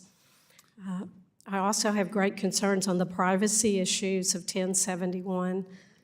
Since much of the information is to be released to the public, although it'll be anonymized, in a small community, it won't be difficult to know which small business, grocery store, gas station, factory either was approved for a loan or declined a loan. Thank you, Ms. Owen. With that, I would like to submit 2 letters for the record from the Equipment Leasing and Finance Association and the Defense Credit Union to Council supporting my legislation to repeal Section 1071. So another issue with the rulemaking agenda of the previous administration was the lack of regulatory tailoring and a one-size-fits-all approach to regulations. Because of the lack of regulatory tailoring, community banks were forced to comply with the same set of rules as our nation's largest banks, and this leads to hundreds of additional hours spent on compliance, forcing community banks to close their doors or merge to be able to meet the needs of their communities. So, Ms. Romero, Rainey, could you discuss how one-size-fits-all mandates harm similar institutions and how this regulatory approach impacts the availability of credit for small businesses and rural communities? Yes, sir. One of the things I appreciate most about community banking is that the fact that their success depends on the success of the local community. And so when we think about regulatory burden, if it's not proportionate to the risk that that smaller institution represents, then it creates undue burden that prevents their ability to offer those customized products to meet those needs of the community. It also hampers the ability to create new banks. It also hampers the ability in terms of how they expand, how they compete competitively in terms of their technology offerings. So we have to look beyond one size fits all and ensure that we're proportionately managing the risk the institution represents. Okay, thank you. Now, I have a short amount of time, but Ms. Marshall, can you explain how the decline in community banks and the lack of new bank formations are harming rural communities? And why is more competitive banking environment ultimately beneficial, not just for consumers, but for the banks themselves? Thank you, sir. Yes, no two banks are alike, no two community banks are alike, and the largest institutions are not focused on operating in rural parts of this country. And so it's imperative that we have institutions that have a appropriate size, risk profile, and business model to serve those smaller areas, or those individuals will not have access to the funding sources, the lending opportunities, the deposit opportunities that they need. And it's very important that we all recognize that not everyone lives in a large city. They may not all have access to broadband. They may not also, quite frankly, not all use a cell phone. And so that local community bank with that neighborhood presence where those bankers go to church. My time is up. Thank you, sir. For that. Next, the gentlewoman from the great state of Ohio, Ms. Beatty, is now recognized for 5 minutes.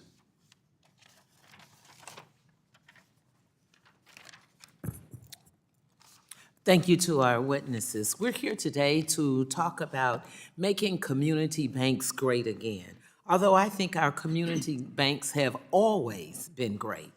We all value our community banks. These vital institutions provide our constituents with access to credit and other critical financial services. They create local jobs, they extend mortgages, they give loans to small businesses, and promote economic development in our communities.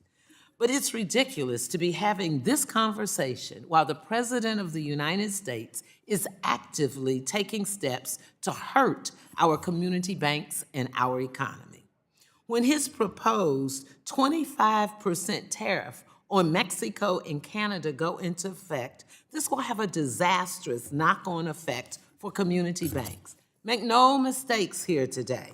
When you inflict financial harm on bank customers like hardworking families and small businesses, Mr. Chairman, you inflict harm on community banks. When a trade war causes small business supply costs to go up or increase the cost of exporting materials, this financial strain will make it harder for those businesses to repay the loans they receive from community banks. The same will be true for consumers paying more for gas, more for groceries, and more for a lot of other things, making it hard to keep up with their mortgage loan payments, again, to community banks. His illegal, ludicrous attempts to freeze nearly all government financial assistance programs would have impacted all kinds of bank customers. It would have undermined small businesses' support programs like the state small business credit initiatives. It would hinder CDFIs, including community banks and credit unions, from getting support from the CDFI fund to serve small businesses and underserved communities. His radical crusade against diversity, equity, inclusion, and now accessibility will do significant damage to our economy, because diversity, equity, inclusion, and accessibility is good for business, and yes, it is good for banks. Already, his sweeping, senseless executive orders are creating disastrous, unintended consequences, causing federal agencies to eliminate and completely non-diversity, equity, inclusion, and accessibility-related web pages, materials, resources, and programs. Mr. Chairman, we now have an unelected, unaccountable billionaire with access to the entire federal payment system that disperses trillions of dollars in government expenditures from Social Security payments to tax refunds, creating a data privacy violation of an unprecedented attitude. Mr. Chairman, I hope that all of our colleagues on your side of the aisle are as bothered by this as I am bothered. Finally, so while I appreciate our community banks as our chairman does, and I have prepared questions for our witnesses today, I simply cannot ignore the hypocrisy of having this discussion in the face of an absolute chaos and havoc this administration is recklessly inflicting on our economy. With that said, Ms. Rainey, I'd like to direct this question to you. As we all know, financial fraud is on the rise. Bad actors are finding new and more sophisticated ways to steal customers' hard-earned money. I know that community banks are on the front line of this fight through your Know Your Customer identity verification, financial literacy program, and more. What more can regulators do to help community banks combat fraud and protect our consumer fund? Thank you for the question, because it is a significant issue that we're seeing a dramatic increase in. Things as simple as, I like to say, back to the future check fraud, where we're seeing checks being stolen from the mail, washed, and then redeposited. So what we're looking for here is greater coordination amongst the agencies as well as financial institutions. Also working on things like coordination with the post office to make sure we can communicate and begin to tamper out fraud. But I think this is an area where coordination is going to be very helpful. Thank you for that, Mr. Chairman. I yield back. The gentlewoman yields. I now recognize myself for 5 minutes.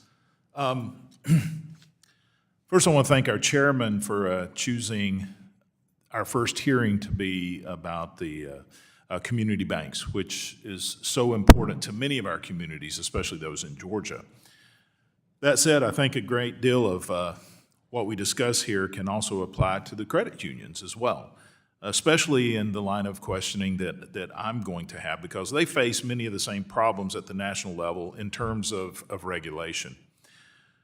First, let me start off by taking us a little back into history, back to 1970, when Congress passed the Bank Secrecy Act, which, among other things, required financial institutions to report unusually large transactions to federal law enforcement.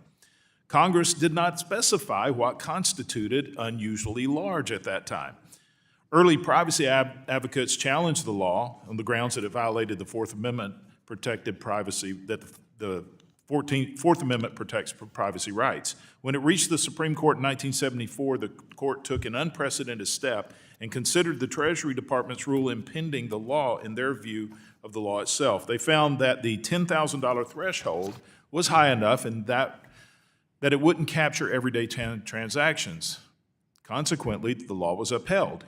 Yet, if adjusted for inflation, which it has not been, That $10,000 back then would be around $80,000 today. So, Ms. Owen, I'd like to open up with a question for you. Would you say that your bank frequently handles transactions greater than $10,000 in a single day? Absolutely. Probably many times over, I can imagine. Yes. Approximately, if you know this, approximately how much manpower goes into processing currency transaction reports at your bank? For our small bank, we have 4 BSA officers, not to mention the tellers that are completing these transactions and the others that are checking behind them before it goes to BSA. So the bulk portion of the reports that I can imagine are anti-money laundering, CFT compliance. How much do you think your bank spends on compliance on those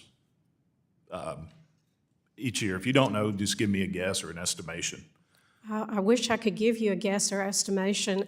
I haven't written it down or put a pencil to it. It's kind of scary to think about it. No doubt those are positions that are working on this but are not generating dollars or income for the bank. Okay, well, let me share a little something. What the GAO found out, Government Accounting Office. In previous hearings, I've mentioned that law enforcement only issues a tiny fraction of CTR data. Uses only a tiny fraction. This time, I'd like to focus on what we can do about it. And without objection, I'd like to insert a December 2024 report from GAO on this.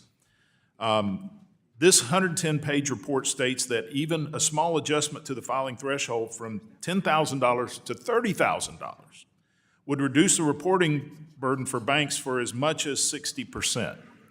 Let me just quickly read the closing note from the report. It says, by taking steps to reduce the number of unused CTRs, such as though adjusting the reporting threshold and by eliminating rarely used fields and clarifying aggregation requirements, FinCEN could reduce unnecessary filer burden without affecting CTR's usefulness to law enforcement. That's what I think we want to do, and I actually have a bill to do that, and I think it's something we can bipartisan do. So, Ms. Owen, if you had a 60% reduction in regulatory burden, would your bank be able to pass those savings on to your customers? Absolutely. We would love to have that opportunity. And last question for you, and I am running out of time, but as a banker, do you believe that FinCEN provides adequate feedback or follow-up once your AML compliance staff file a CTR or SAR? Unfortunately, no. We don't receive any feedback. Well, that's what we're hearing from a lot of small, especially small institutions and large, is that, especially with suspicious activity reports, it's very generic, very broad in definition. Since you're not getting that, does that impact your assessment of customer risk? Absolutely. Even when we've made calls to them and tried to schedule appointments to make sure that we're submitting all the information they need on a particular item, communication would be hugely important, and I think hugely important in trying to resolve what they're trying to do. Well, thank you, and my time has expired, and just want to thank you all for working with us as we try to make changes here.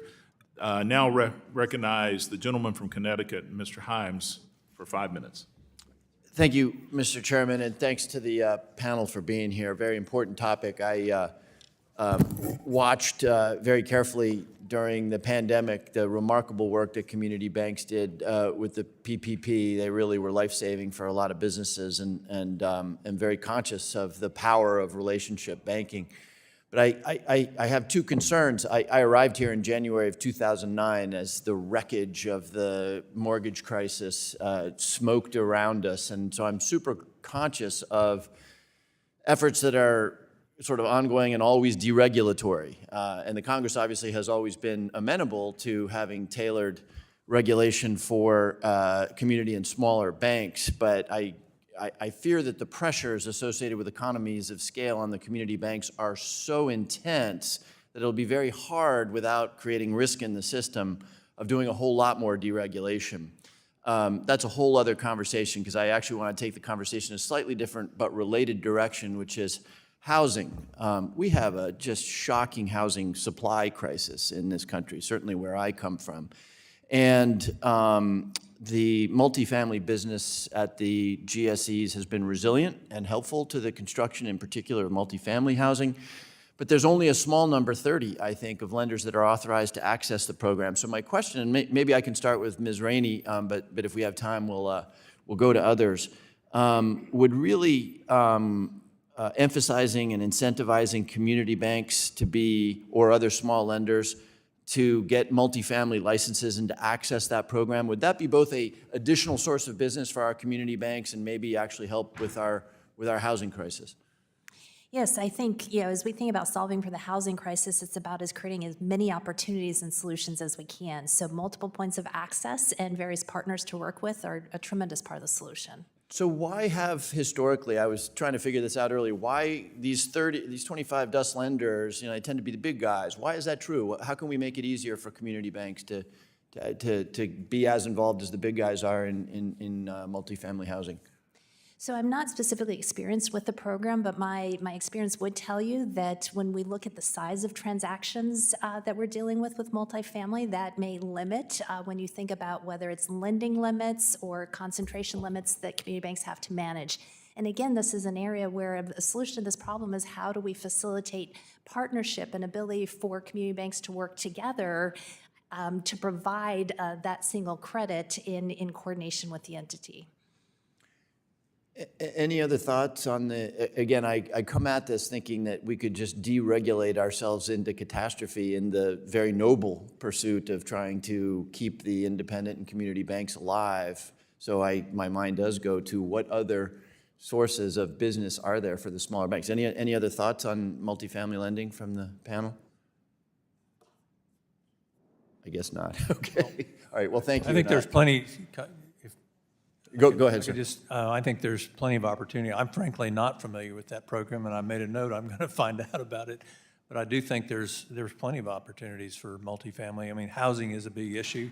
There's a lot of government guaranteed programs that a lot of, frankly, people just don't know about. So as a lawyer advising community banks, that's one of the things that we like to try to do. So it's important that those kinds of programs and the agencies that are responsible for them get that word out.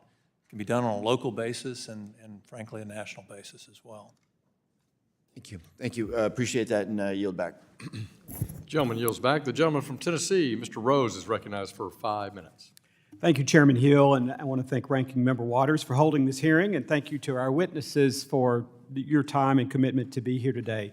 I truly do believe that Chairman Hill's Making Community Banking Great Again agenda will do incredible things for banks and consumers and frankly, the greater community financial system. And I, like Chairman Hill, have experience with community banks in my state, in Tennessee, and serving with those banks and working with them. And they are very much in need of attention and relief. And so I commend the chairman for holding this hearing. Commissioner Marshall, in Tennessee, we are blessed to have, frankly, a phenomenal banking commissioner in Greg Gonzalez, who is a dear friend and a fellow alum of Tennessee Tech University. I'll put in a plug. This will be his 20th year as banking commissioner in our state in Tennessee, serving governors of both parties, and I think it's just a testament to the work that he does. One idea that Commissioner Gonzalez and I have been discussing is the concept of having state regulators, such as the Tennessee Department of Financial Institutions, conduct bank examinations for smaller community banks in place of the Federal Deposit Insurance Corporation, or FDIC. The idea here would be that for your smaller banks, than say 500 million, the state banking regulator could conduct the exam and make sure that it is sent to the FDIC. Commissioner Marshall, would you and do you believe that other state banking regulators would be willing to take part in such a proposal? Thank you for the question. And yes, my dear friend Commissioner Gonzalez is a great regulatory partner. I will agree with you that this is an area that we need to explore because if it was enacted and something that we wanted to find, that we found good benefit from, my state, not speaking for my legislature or our governing body, but that is something that I would be interested in engaging in, and I think there are other state commissioners that would be willing to do so as well, because the smallest community banks have a very traditional risk profile, like I said. They are often not engaging in out-of-territory or new market activities, but they have the ability to serve their customers, and so our one-on-one relationship with them as boots on the ground and local representative and understanding of those markets that they operate in, we have that perspective, and I think we could be able to oversee the smallest of the institutions independently, but with a good communication and coordination and collaboration with our federal partners in whatever fashion that means. Thank you. That's good to hear. And I know that some may have concerns as to the rigor of these state banking regulator examinations. On that point, I have also considered potentially providing that staff can randomly attend certain examinations, FDIC staff, that is, could randomly attend examinations conducted by state banking regulators. Do you have any feedback on that portion of this proposal or idea? Pardon me, if you don't mind to repeat exactly what you're... So the idea that randomly FDIC could monitor or participate in these examinations where the state banking regulator was taking the lead? I certainly think that as the insurance agency for our institutions and but along with us as the chartering authority, there is a role for the federal regulators to continue to play in that oversight. We do some of that right now on independent examinations. If there is a reason or a basis or a need for the federal regulatory partner to be in the room, we certainly work collaboratively with them to make that happen. But I think that that is a process that could be worked out with plenty of time to review the proposal, work together to ensure that we're on the same page, have good communication, a good framework around it, and explore those opportunities. Thank you. Shift gears. Ms. Owen, for smaller community banks like Eagle Bank and Trust, can it be difficult navigating the process of managing both federal and state level banking examinations? We are very fortunate in that we have a wonderful Federal Reserve region that we operate within, as well as a wonderful bank commissioner, and they work very closely together. They collaborate together. If there's a need for both of them, it's not unusual that we'll sit down and meet with both of them to get their opinions and thoughts. So we're very fortunate. I've heard from other banks that's not always the case, and it can be very difficult for other banks. So this proposal of streamlining federal and state banking examination is one that I think could ease the regulatory burden that community banks face. To all the witnesses here today, if you have any additional thoughts on this topic, please do not hesitate to reach out to me in my office with feedback, and my time has expired. I yield back. Thank you, Chairman. Gentleman yields back. The gentleman from Illinois is recognized for 5 minutes. Thank you, Mr. Hill. Thank you all for being here. Ms. Owen, Sheila Bair, the former Republican FDIC chair, recently said that there is strong consumer confidence in the FDIC brand and that customers are, quote, comforted by the FDIC insured sign on their doors. Would your customers agree with that? I think it's very important to have it on our doors, yes. Excellent. She said that because in direct response to reports that Trump's advisors and members of this so-called Doge team are talking about ways to reform or completely eliminate the FDIC. Stay vigilant. Number two, when you get a customer who comes in who asks for a loan from your bank and you're evaluating whether or not you want to issue a loan, what the interest rates are you charge, do you look at their payment history with their other vendors, debt and otherwise? Yes, we work up a cash flow because we want to know that they can adequately service the loan that they're applying. And just to be clear, if they have a history of non-payment or late payment, that's going to be a negative impact on their credit score, right? Yes. Okay. Last week, I spent most of my time with mayors, with contractors, with businesses who had signed contracts with the federal government and were asking me whether the federal government was going to welch on that deal, whether they should demobilize construction crews that they expected to come through, whether they could count on money that was contractually obligated to them. I'm assuming that our lenders are going to be just as diligent as your bank is and say, if you're defaulting on some of your creditors, why aren't you going to default on me? At some point, that leads to an increase in treasury rates. Would higher treasury rates help or hurt the community banking industry? That's an excellent question. I'd have to really think through it because we have short-term loans and we have long-term loans. Sure, and we just recently saw the FDIC bail out banks that all of a sudden had a squeeze because they had higher treasury rates, right? Correct. This administration is not acting slowly to destroy the U.S. economy. They're acting very quickly to destroy the U.S. economy, right? Higher treasury rates are not good. Last point, question for you. In response to, in your exchange with Mr. Williams, you mentioned you had some concerns about privacy issues and making sure that information provided to regulators, doesn't leak out into the private. Would you have concerns if a bunch of teenagers who were unvetted by any security apparatus had full access to the Treasury payment system? From a privacy perspective, that is. I'm always concerned about privacy and the protection of all of our customers and clients and all of our personal information. I'm not familiar with what you are speaking to. Okay, The this privacy week, is, for clarity, for everybody understands, Elon Musk has put teenagers who have not been vetted, they've only been recently identified, who are controlling trillions of dollars of Treasury payments. This is confidential information, top secret information. They are going to decide who can go through and access this information. I have big privacy concerns about that. I would imagine that your customers might also have those concerns. And I can't believe that this is partisan. Look, this hearing is called Making Community Banks Great Again. I appreciate that out of deference to the majority, you all made nice comments at the start about how you also want to make community banks great again, and I share your commitment to make community banks great. I find myself questioning, when we say great again, exactly when are we referring to?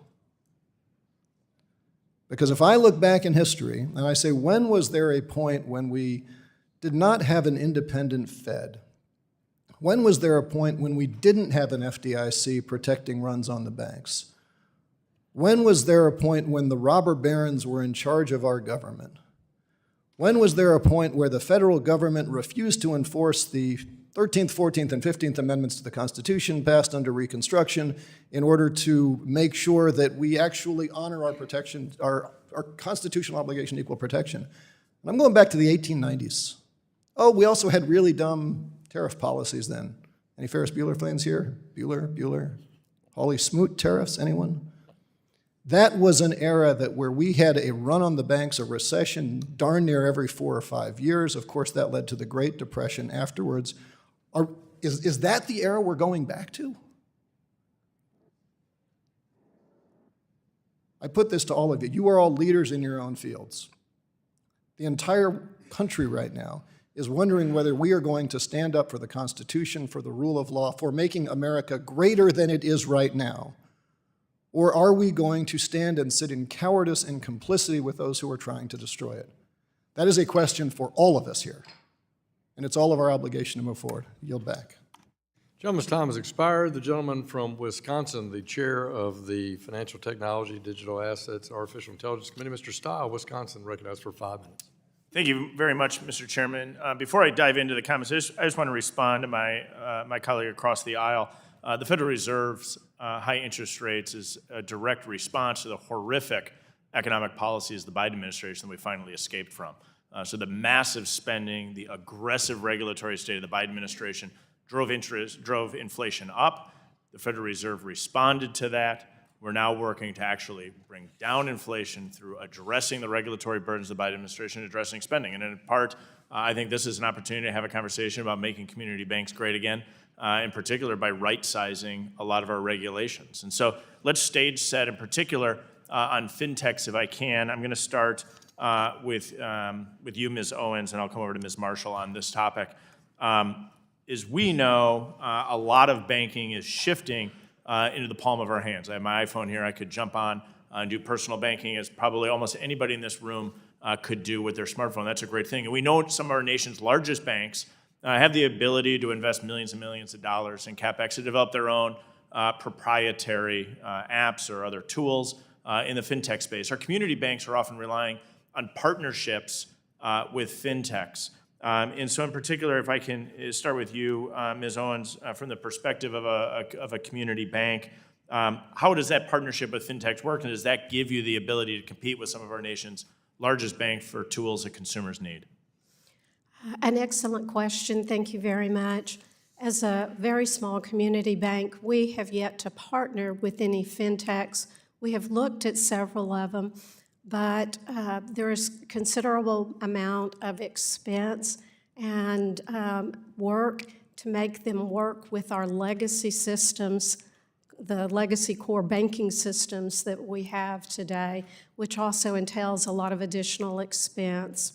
And so as we look at this is going to be a lot about right-sizing the regulatory environment so that you can engage, knowing that there is a real cost for you to do that. So let me come to you, Ms. Marshall.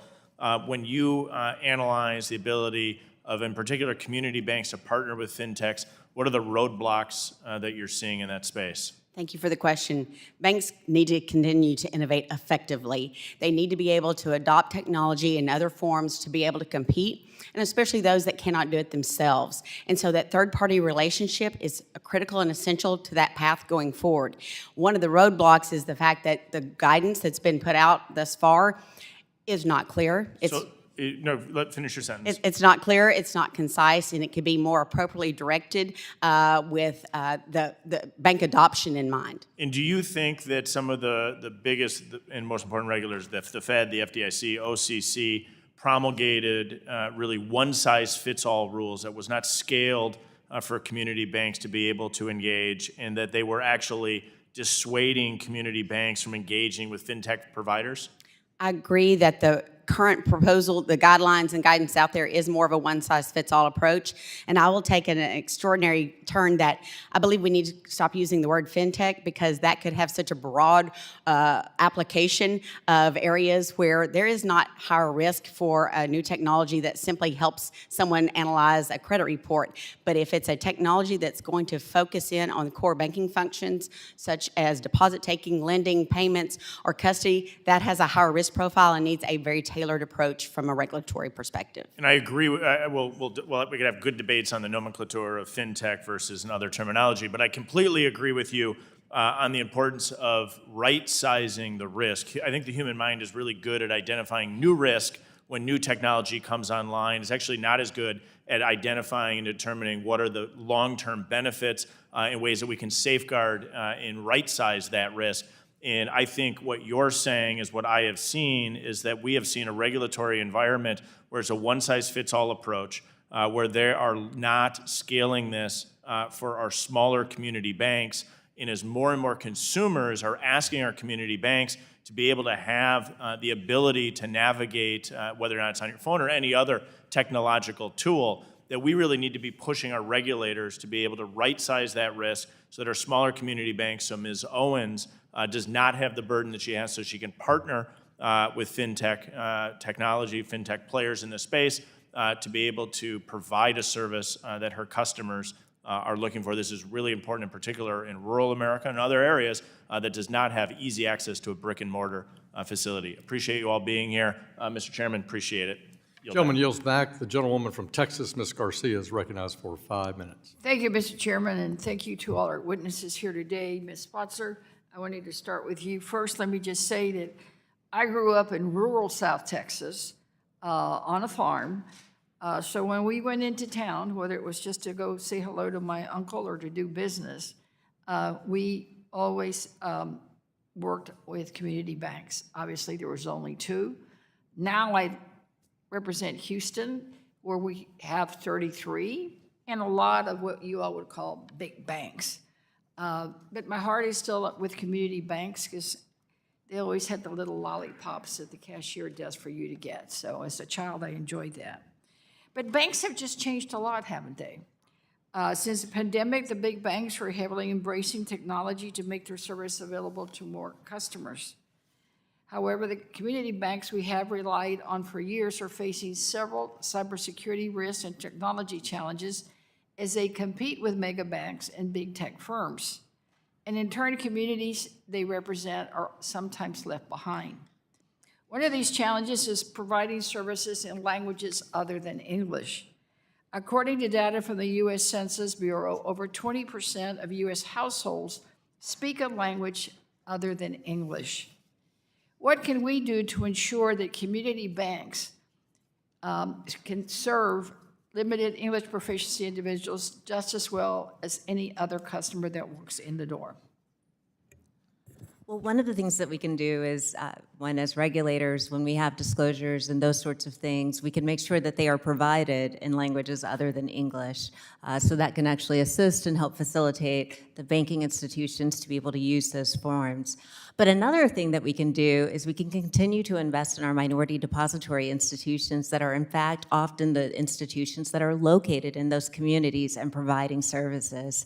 And I think that, in particular, is one of the best approaches that we can have to addressing that concern. Well, I want to talk about a recent report from CDFIs, which states that women and employees of color still fall behind white men in being represented in several key jobs, including only 27% of economists were people of color and only 34% of their examiners were women. I know we have at least one former examiner here in the room. It's kind of nice to hear that Mr. Hill gets nervous still. Do you think President Trump's recent actions to fire Director Chopra from the CFPB, imposing government-wide hiring freeze and nonsense attacks on diversity, equity, and inclusion initiatives will aggravate the challenges at CDFIs as well as other agencies? I think it will. I mean, I think we are looking at the reality that 8 out of 10 net new households created in the United States are households of color. And given that that's the reality, it is imperative that we make progress in serving communities of color and customers of color. So increasing diversity, recognizing it as an advantage rather than a challenge or something to be looked down upon should be a critical priority. Thank you. Now I want to focus on the outrageous overdraft fees that large banks charge to users. More than a third of working class people earning less than $65,000 a year pay overdraft fees each year. This isn't once or twice. Many of them pay hundreds of dollars in overdraft fees and risk losing their bank accounts if they cannot afford those costs.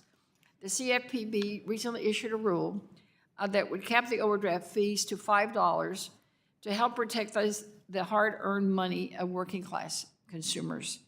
My colleagues on the other side of the aisle recently issued a Congressional Review Act, CRA resolution, that would rescind the CFPB rule. So how would reversing the CFPB overdraft rule harm working class people? Well, for all the reasons that we've talked about during this hearing, now is a time where people are experiencing significant financial challenges. One of the things that we have to talk about when we talk about overdraft is a series of regulations that have taken place. It's not just that consumers are paying $35 right now for an overdraft of $2, but it's also that it was true that financial institutions had the ability to kind of pick and choose how they would allow transactions to hit in order to amplify the amount of money that was being charged. And that is why it got the reputation of being a junk fee.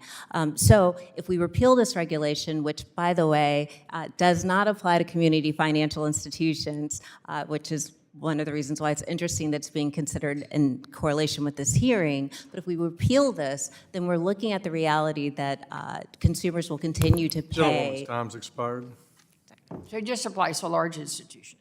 Thank you. Gentleman's time's expired. The gentleman from South Carolina, Mr. Timmons, is recognized for 5 minutes. Thank you, Mr. Chairman. I want to thank the witnesses for being here today. Many of us here could easily speak for hours about the CFPB under the Biden administration and how its policies have expanded government overreach. We all have stories from our districts, stories from constituents and small businesses negatively impacted by Mr. Chopra's actions over the last 4 years. We all believe in the mission of protecting consumers, but the extreme policies put in place by Director Chopra have done more to harm consumers than they have good. After the election, just weeks ago, Chairman Hill and Chairman Scott in the Senate sent letters to all government agencies in the jurisdiction of Senate Banking and House Financial Services, encouraging those agencies to halt rulemaking and new enforcement actions until new leadership could be confirmed. Almost unanimously, those requests were well received and the various government agencies proceeded accordingly. Not surprisingly, there was an exception, the CFPB. Director Chopra, we're going to get the records, but it seems that they just went on a flurry of enforcement actions. And one of them, at the very last minute, adversely impacted multiple businesses in my district. So I guess the news was received Saturday morning, just a few days ago. And Friday, this is kind of crazy, Friday at 5:55 p.m. and at 6:05 p.m., businesses in my district received CID. For those of you listening, that's basically a subpoena. It's a civil investigative demand. And these, if you're publicly traded, have disclosure requirements. You have to tell the world that you're under investigation by the CFPB, and that has an adverse impact. How many people think that the CFPB has people working every Friday at 5:55 p.m.? I would bet that's the first time ever. And, I even think Director Chopra might have sent these CIDs out himself right before he submitted his resignation. So let me tell you what I spent my weekend doing. I get a call Saturday morning. These businesses are very concerned. They obviously know that there's a new direction because of the election. And again, I just want to clarify, the election results are exactly the response to this type of approach to government. We have been out of balance the last 4 years, and we are going to find balance. So I worked all weekend to notify committee staff, to notify Chairman Hill and Chairman of Financial Institutions Barr, and worked on a letter. And so I ended up sending this letter to who I thought, this is the best part, I thought that she was the acting director at the time because I was unaware of the development that we heard about Monday. But I just asked who I thought was the acting director, Martinez, to basically not send these CIDs out. The email was sent notifying these businesses that they were going to send by certified mail Monday, which would trigger disclosure requirements on Wednesday. And so I sent this letter out. I emailed it to her. Mr. Chairman, I would like to submit these for the record. Without objection. Thank you. So obviously worked feverishly all weekend to try to get these businesses in my district relief. I guess, Ms. Rainey, do you believe that it is normal for the CFPB to send out CIDs Friday after business hours? Seems a bit extraordinary to me, but I'm not familiar with after-hours practices. Government workers use government hours. I can guarantee you that is not normal, and we're going to get to the bottom of this. I think that Chairman Hill and Chairman Scott have requested a list of all the enforcement actions that they have engaged in. So obviously, I was very pleased when I found out that I sent the letter to the wrong acting director Monday morning.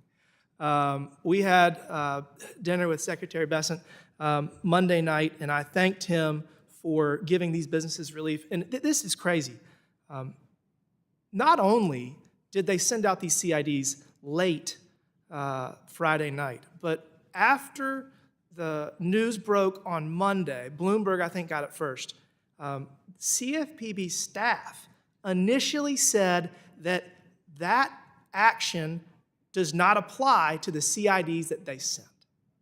Obviously, they changed course a few hours later after additional questions, but this is not the way that businesses need to expect the government to interact. We have to protect consumers 100%. I'm all in. But when the CFPB goes rogue and starts acting in this manner, it is detrimental to the U.S. economy, Gentleman's and time we got to has put a stop expired. to it. Thank you, Mr. Chairman. The gentleman from Texas, Mr. Green, is recognized for 5 minutes. Thank you, Mr. Chairman. I thank the ranking member as well. And I am very much concerned about small banks. I understand that the definition of a community bank per the FDIC is a bank with less than $10 billion in assets. But small banks are important to me because literally I'm here because of a small bank. I went into a bank in Houston, Texas, small bank, and I needed a loan when I was in law school. Small bank. The president of the bank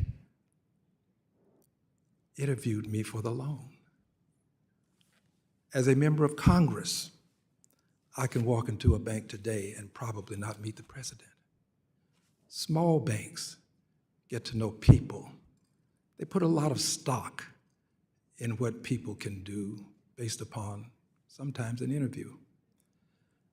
Well, I hope you can understand why I'll pursue this line of questioning. Unfortunately, small black banks suffer. They can't get capitalized because, first of all, they service an area where you don't have a lot of billionaires, and they have regulations that require them to help certain people, and I support this. But they don't get capitalized as quickly.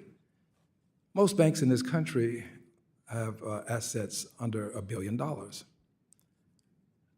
There are thousands of banks, more than 4, probably. But when it comes to black banks, less than 25. Now, there's something wrong with this picture. That we have to have more black banks. Not to get a lot of heat because I support black people. I would just hope that someone would understand that having grown up black, having lived black, having suffered black, having benefited sometimes from being black, that I'm going to support black people and black banks. So please understand, what can we do to enhance the opportunity for us to have more black banks? Ms. Owen, you've been banking a long time. Where did your bank capitalize that? Assets? Our assets are $490 million. $490 million. So you appreciate the smallness of banking. Yes. I have a bank in my district that is small, less than $1 billion. I have many banks, by the way, in my district, but you have a problem with technology. What can we do that can benefit you, which will probably benefit some of these black banks that are trying to hold on? What can we do? Well, first I would like to say that both the American Bankers Association and I strongly support funding for MDIs as well as CDFIs. They fulfill a hugely needed niche for banking and believe in them strongly. Lessening regulations would be huge in helping us be able to expand our technology efforts. May I just comment on that? Yes. When we've tried this in the past, I've been here for a number of years now, the big banks always swoop in and say, well, we'd like to have that too. Can the small banks stand up to the big banks such that we can do something for the small banks and not have to fight the big banks all the way and in the end not get it done because the big banks won't allow it? Can you stand up? Well, I believe we do stand up and share and speak our mind when we come to D.C. with Congress and our senators, and we do advocate for ourselves. But I also have to say that I believe big banks fill an entirely different niche than what community banks fill.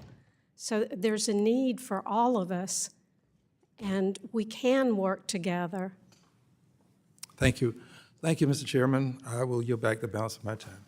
Gentleman from Texas yields back. The gentleman from South Carolina, Mr. Norman's recognized for 5 minutes.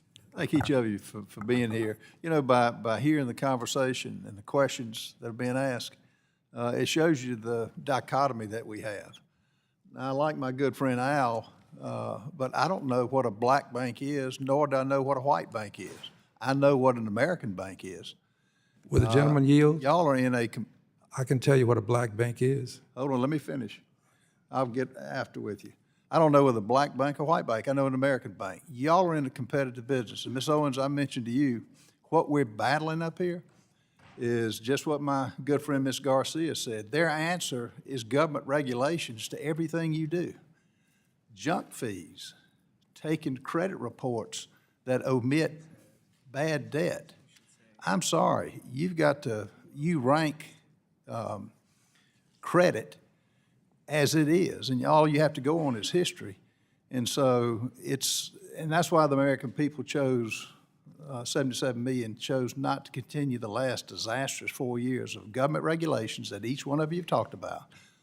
And this DEI, thank God President Trump has eliminated that.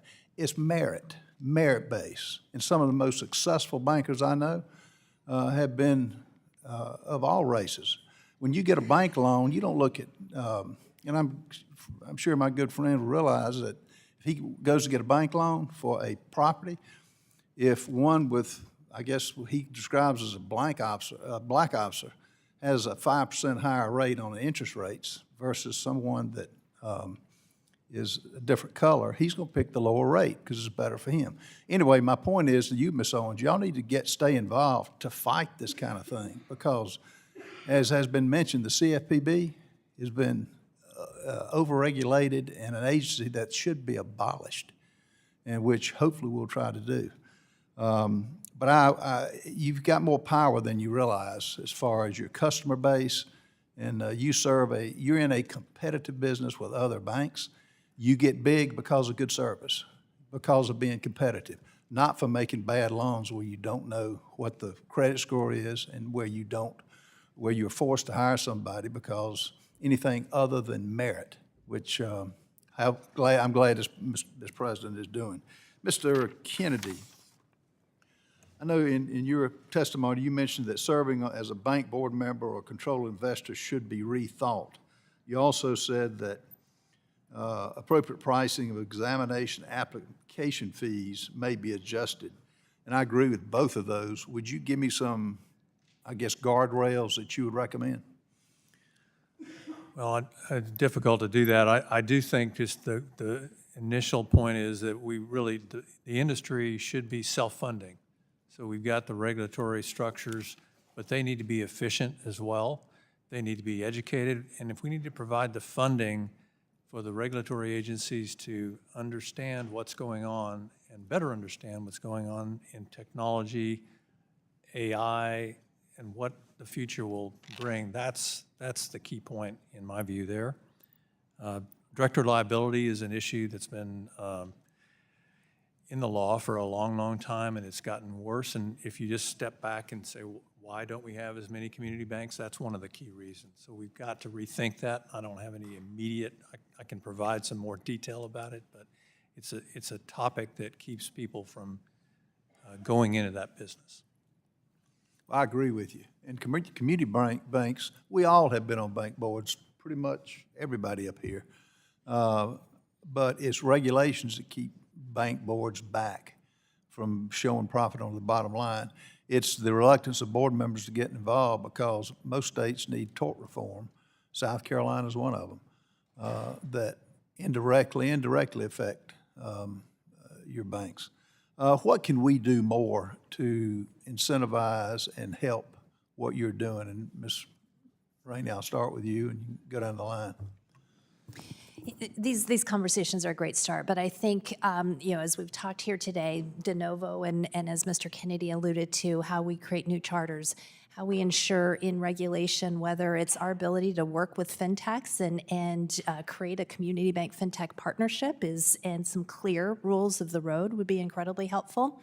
How we ensure that the examination environment is, again, proportionate to the risks that we represent. So for well-capitalized, well-managed institutions to extend the timeline between those examinations. As we've reviewed here today, I think there's many pieces where, again, let's think about it about not a one-size-fits-all solution. Thank y'all so much. Gentleman's time has expired. The ranking member for our Small Business Committee in the House, Ms. Vasquez of New York, recognized for 5 minutes. Thank you, Mr. Chairman. Ms. Spatzer, I wasn't prepared to make the question that I'm going to be making now. I have another set of questions, but listening to the attacks to 1071 and falsehoods, I felt compelled to set the record straight. So, the ranking member and I have been longtime champions of Section 1071. We wrote it. Can you explain how Section 1071 will increase lending to small businesses? Well, Section 1071 is a sunshine provision. It lets the light in on what is actually happening in small business lending across the country. And the way in which it does that, it differs than just call report data. It requires the reporting of the race of the applicants. It also requires reporting around denials. And in doing that, it will help us make informed decisions about why people are not getting access to business loans in the United States. And can you explain how the majority of community banks are exempted from Section 1071? Yes, because actually when the Consumer Financial Protection Bureau issued the regulation, they were very careful as part of that process to exclude a number of financial institutions, making over so that the actual regulation establishes a threshold of loans that have to be accomplished before the reporting requirement kicks in. And can you explain the other steps the CFPB took to make the reporting requirements less burdensome by giving them more time to comply? Yeah, so one of the really interesting things here is that the provision, which has actually been on the books for 15 years, was not actually, after the regulation was finalized, implemented immediately. It has a phase-in period, and it actually allows smaller financial institutions an extended period of time of compliance. Currently, the regulation's effective date has been suspended altogether. And isn't it true that most banks are already collecting most of this information? I would think that a financial institution would want to collect financial information relating to its business clients. It may not be true that they're collecting information directly about their race and those dynamics, but it is certainly true that they are collecting information about their business profile. Through HOMDA. Can you explain how the CFPB was required by law and then a court order to write this rule, and this was not something the CFPB chose to do? Yeah, the small business lending provision was, as you acknowledge, a requirement of the Dodd-Frank Act. It has been on the books for the past 15 years, and unfortunately, there was a lag in implementing it. During that time period, we have still had a lack of access to capital for minority small businesses in the United States. Thank you for setting the record straight. To everyone on this panel, I support community banks. I have already publicly said I want to work on FDIC insurance and deposit insurance reform in order to make them more competitive. Yet, President Trump and his Republican allies want to eliminate the FDIC altogether. Does anyone think eliminating the FDIC is a good idea? Does anyone think this will make them more competitive? Yes or no?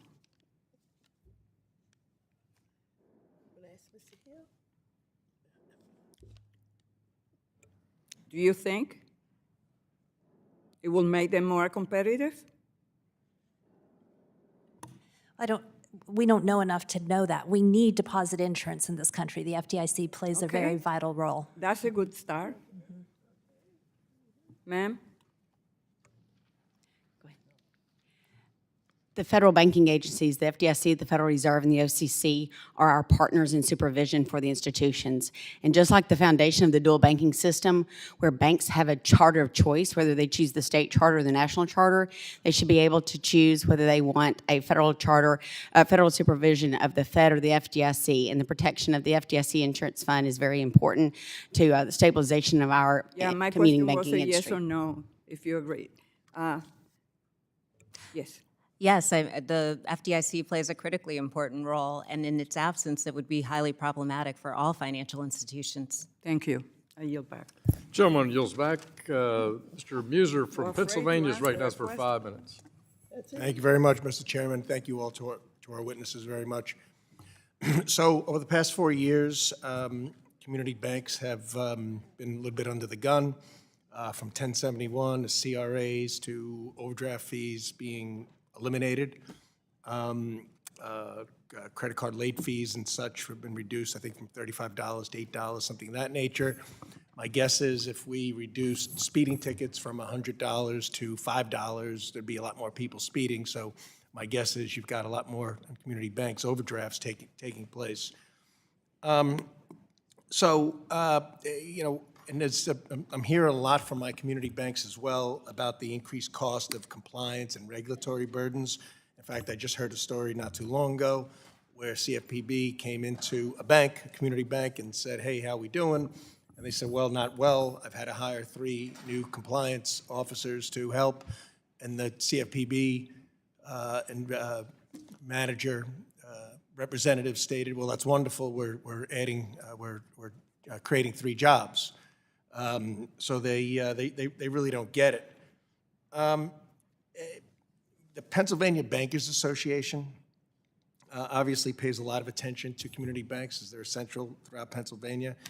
And they informed me that recently a de novo bank was told by the FDIC to slow its deposit growth because it was meeting a new yet underserved population that happened to be Amish. Again, brought to my attention by the Pennsylvania Bankers Association. So, Ms. Marshall, is this something that you found FDIC meddling in? I do not have an example specifically of what you're describing, but I will tell you that the concentration of power at the federal banking agencies here in D.C. needs to be reversed, and that delegation of authority needs to go back down to the regional offices of the FDIC or the districts of the Federal Reserve, because they, like state regulators, are local. They know the communities, they know the institutions, they have a better gauge, and so we don't need a one-size-fits-all approach to the federal oversight of our industry. We need that appropriate balance between centralization of direction, but we need that execution and that independence of those individual districts and regions to make the best regulatory structure for our institutions. And have you found that to be the case? I mean, has the FDIC been engaged in such drive-bys and stop-bys? I mean, are they basing it upon the reserves? Are they basing it upon a business equation? Or are they just basing it upon a de novo bank that happens to be growing faster than they predicted? Again, I have not heard anything specifically, but I hope that all regulators, like I do, focus on safety and soundness, consumer protection, and in a de novo situation, you're looking closely at the business model and the business plan, but work with that institution. You don't want to stifle the growth or the opportunity for those banks to serve those communities, especially when we have a new de novo in place. That can be balanced with true risk management practices and to ensure that the bank and the regulators are working together for the best outcome. And I believe banks do an excellent job overall of managing risk. That's what they do every day. And so that collaboration and discussion between the bank and their regulators is very important. Okay. I'd like to ask you about the importance of raising the FDIC insurance from $250,000, particularly perhaps for small business payables. But I'd like that answered. But Mr. Kennedy, maybe I can just start with you and we just go down the line. Community banks are not happy. There's not one that I meet with that says, hey, we don't feel under duress. We feel great. We're flexing our muscles. We're gaining new customers. We're rolling. They're feeling as if they are being somewhat suffocated. What can we do in this committee and in this Congress to improve that situation?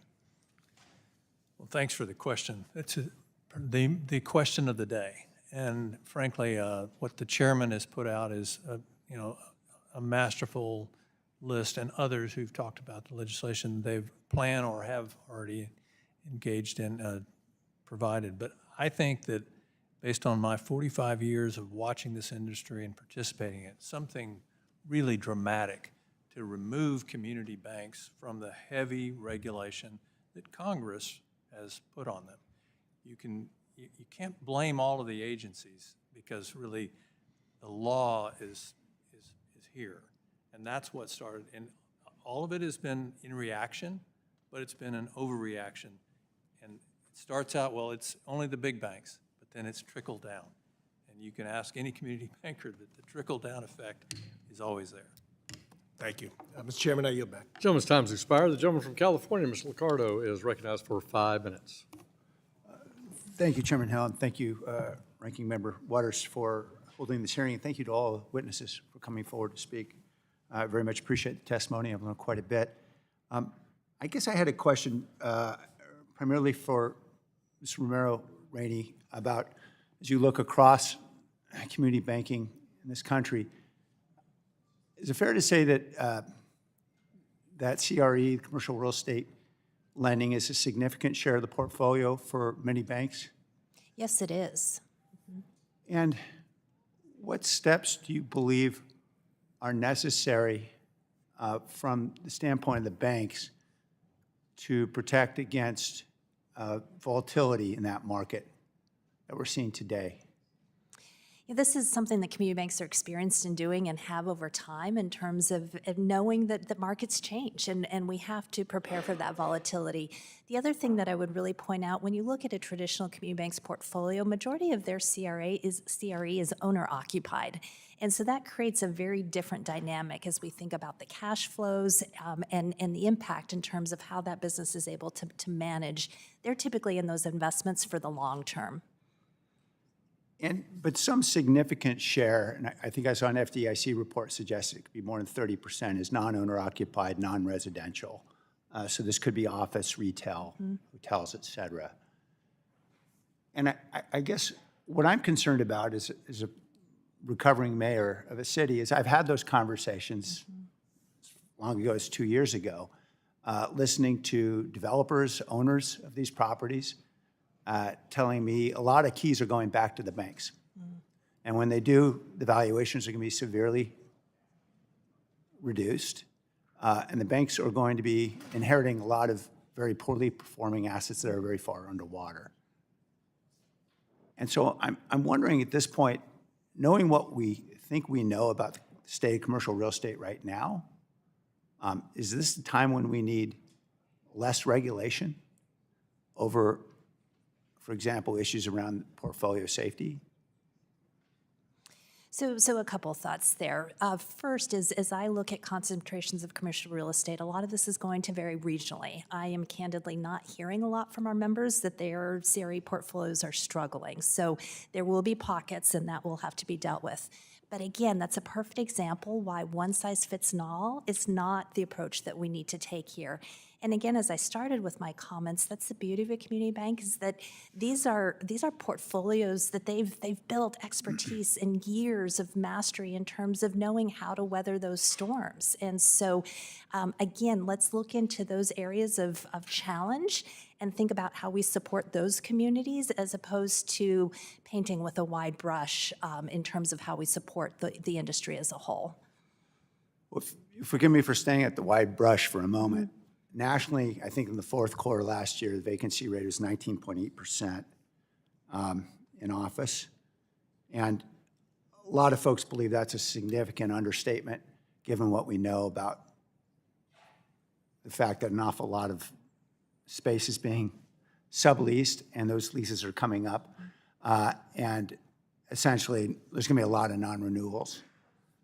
And I'm thinking about that. I'm thinking about, I know in the hotel industry, we're seeing significant number of foreclosures on the West Coast. And I can't help but wonder if at some point the other shoe is going to drop, and to what extent these banks are going to be as aware, small community banks, about the severe difficulties that are really underneath the surface. That vacancy rate, by the way, is about twice as high as it was right after the Great Recession, 2009. This is a monumental moment for a failure of commercial real estate. How can we be assured, sitting here, that 2 years from now, we're not going to be having hearings about the string of bank failures that are resulting from all these failed investments, or all these failed loans, I should say?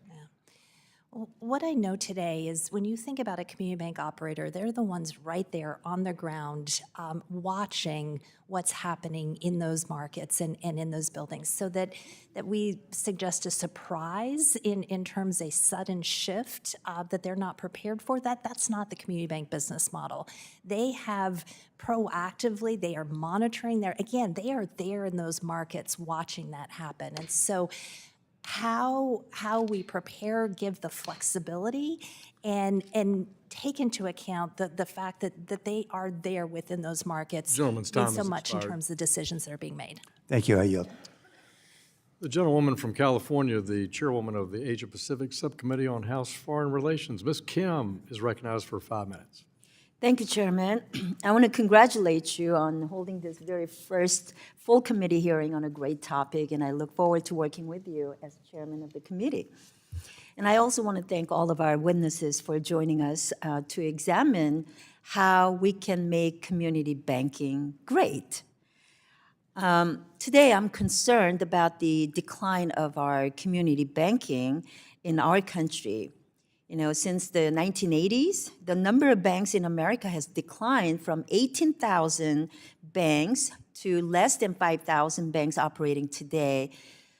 You know, what that means is that less banks in our communities means less competition, less access to capital for small businesses, and less essential banking services for communities that need it. So let me ask the first question to Ms. Romero. You know, can you give us your view on how we got to this point of having 13,000 less banks today than what we had in the 1980s? I think it's accumulation of looking at this industry from a one-size-fits-all approach. When you look at the compliance costs and the regulatory burden that have just been added on in the last 2 years, over 4,000 pages of new regulation, that comes at a cost. Can you tell me, how much does it cost for a community bank to comply with state and federal regulations? It's significant. I mean, those are the stories that we've heard today of, you know, banks adding more and more compliance officers. Those aren't folks on the ground helping small businesses get to the next level, figuring out how to finance and transition that business to the next generation. And that's the shift that I think we really need to focus on. I share with you, and my sense is also that the small banks are more worried about complying with regulations and focusing on, you know, what they need, you know, how to comply with those regulations than focusing on what they need to do best, and that is making those capital available for businesses and for worthy projects that they want to fund.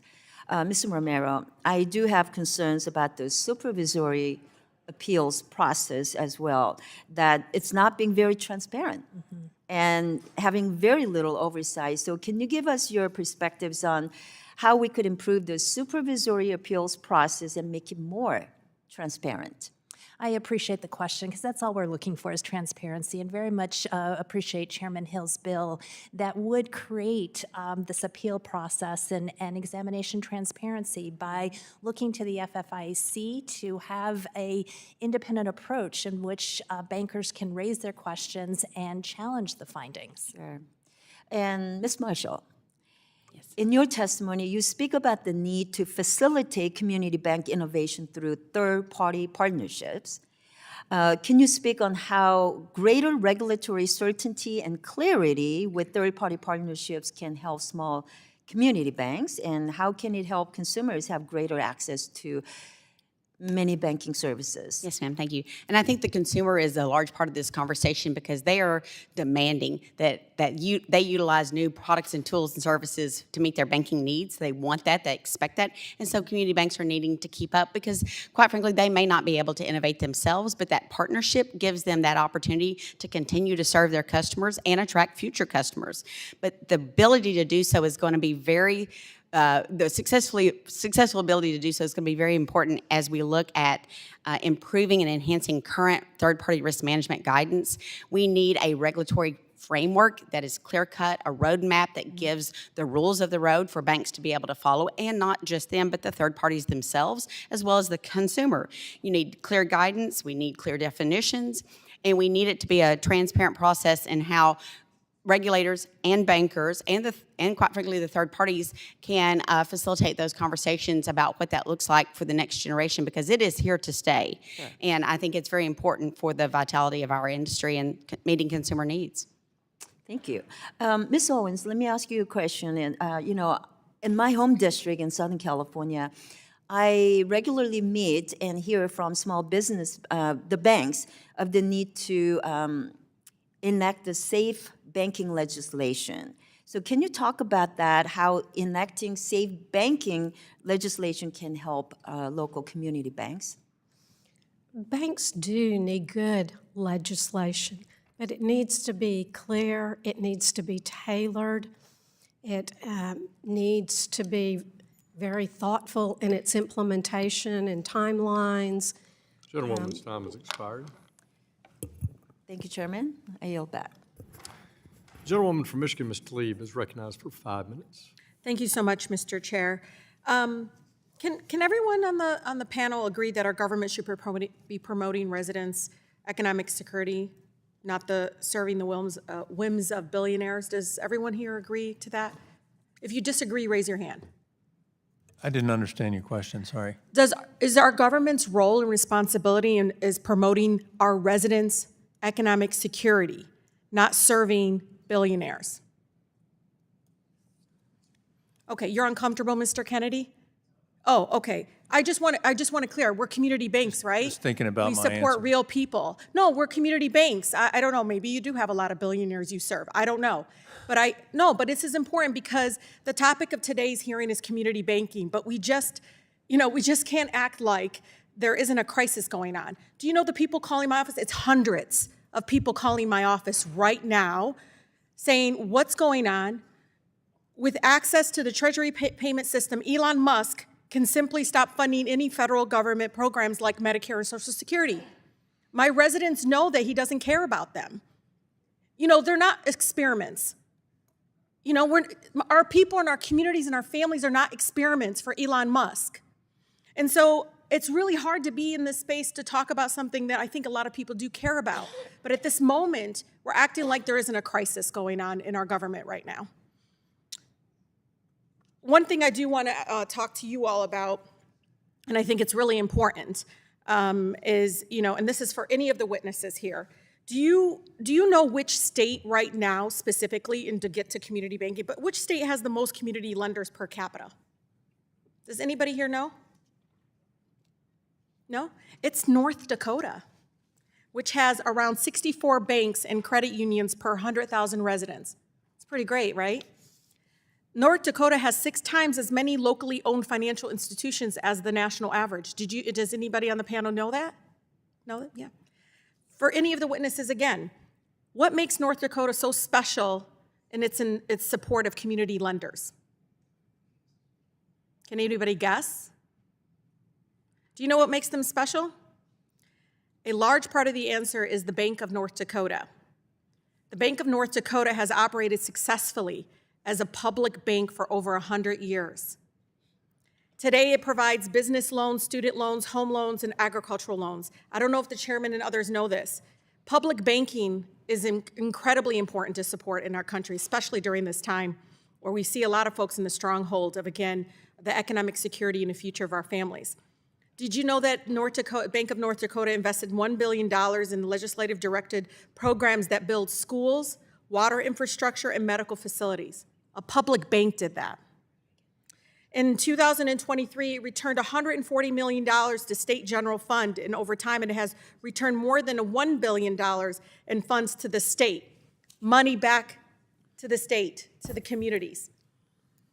And I don't even know if my own ranking member, Congresswoman Waters, knows this, but importantly, the Bank of North Dakota doesn't compete with community banks.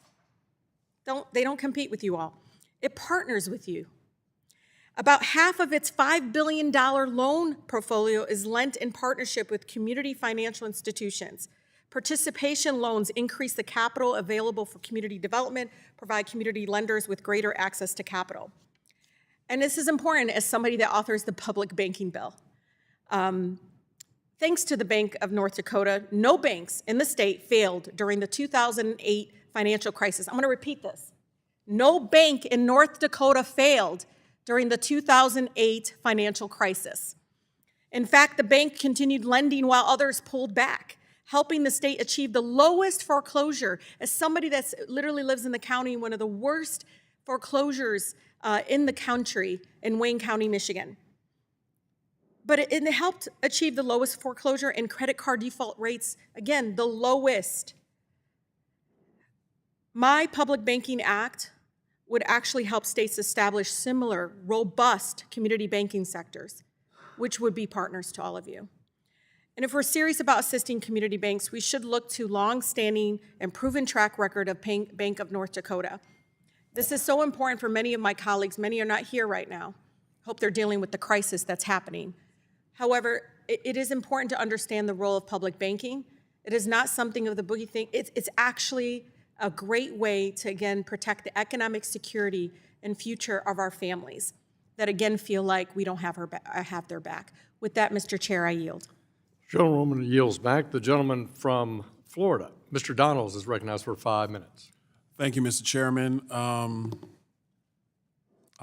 not even going to get into it.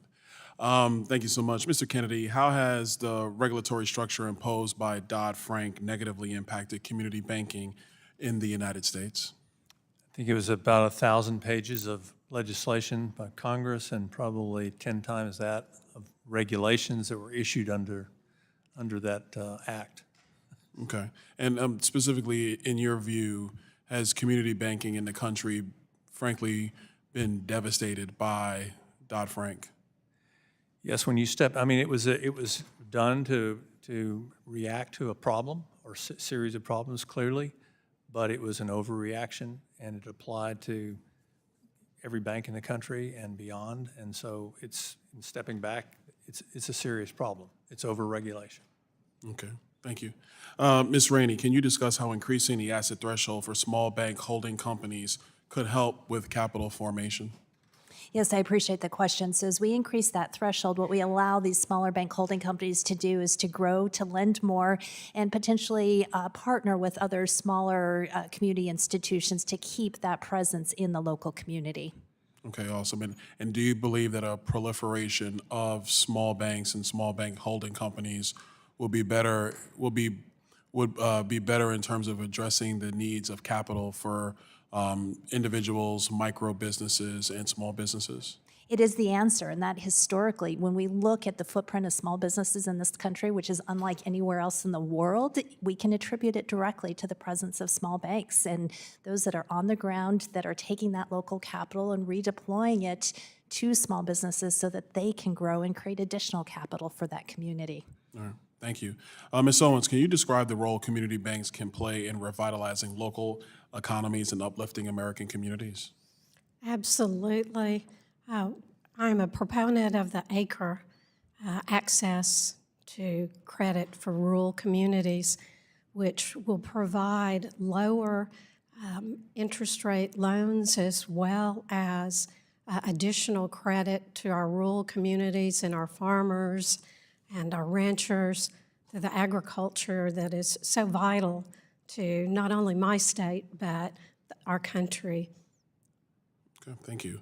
Ms. Marshall, what immediate action can Congress take to address the regulatory cliffs you mentioned in your testimony?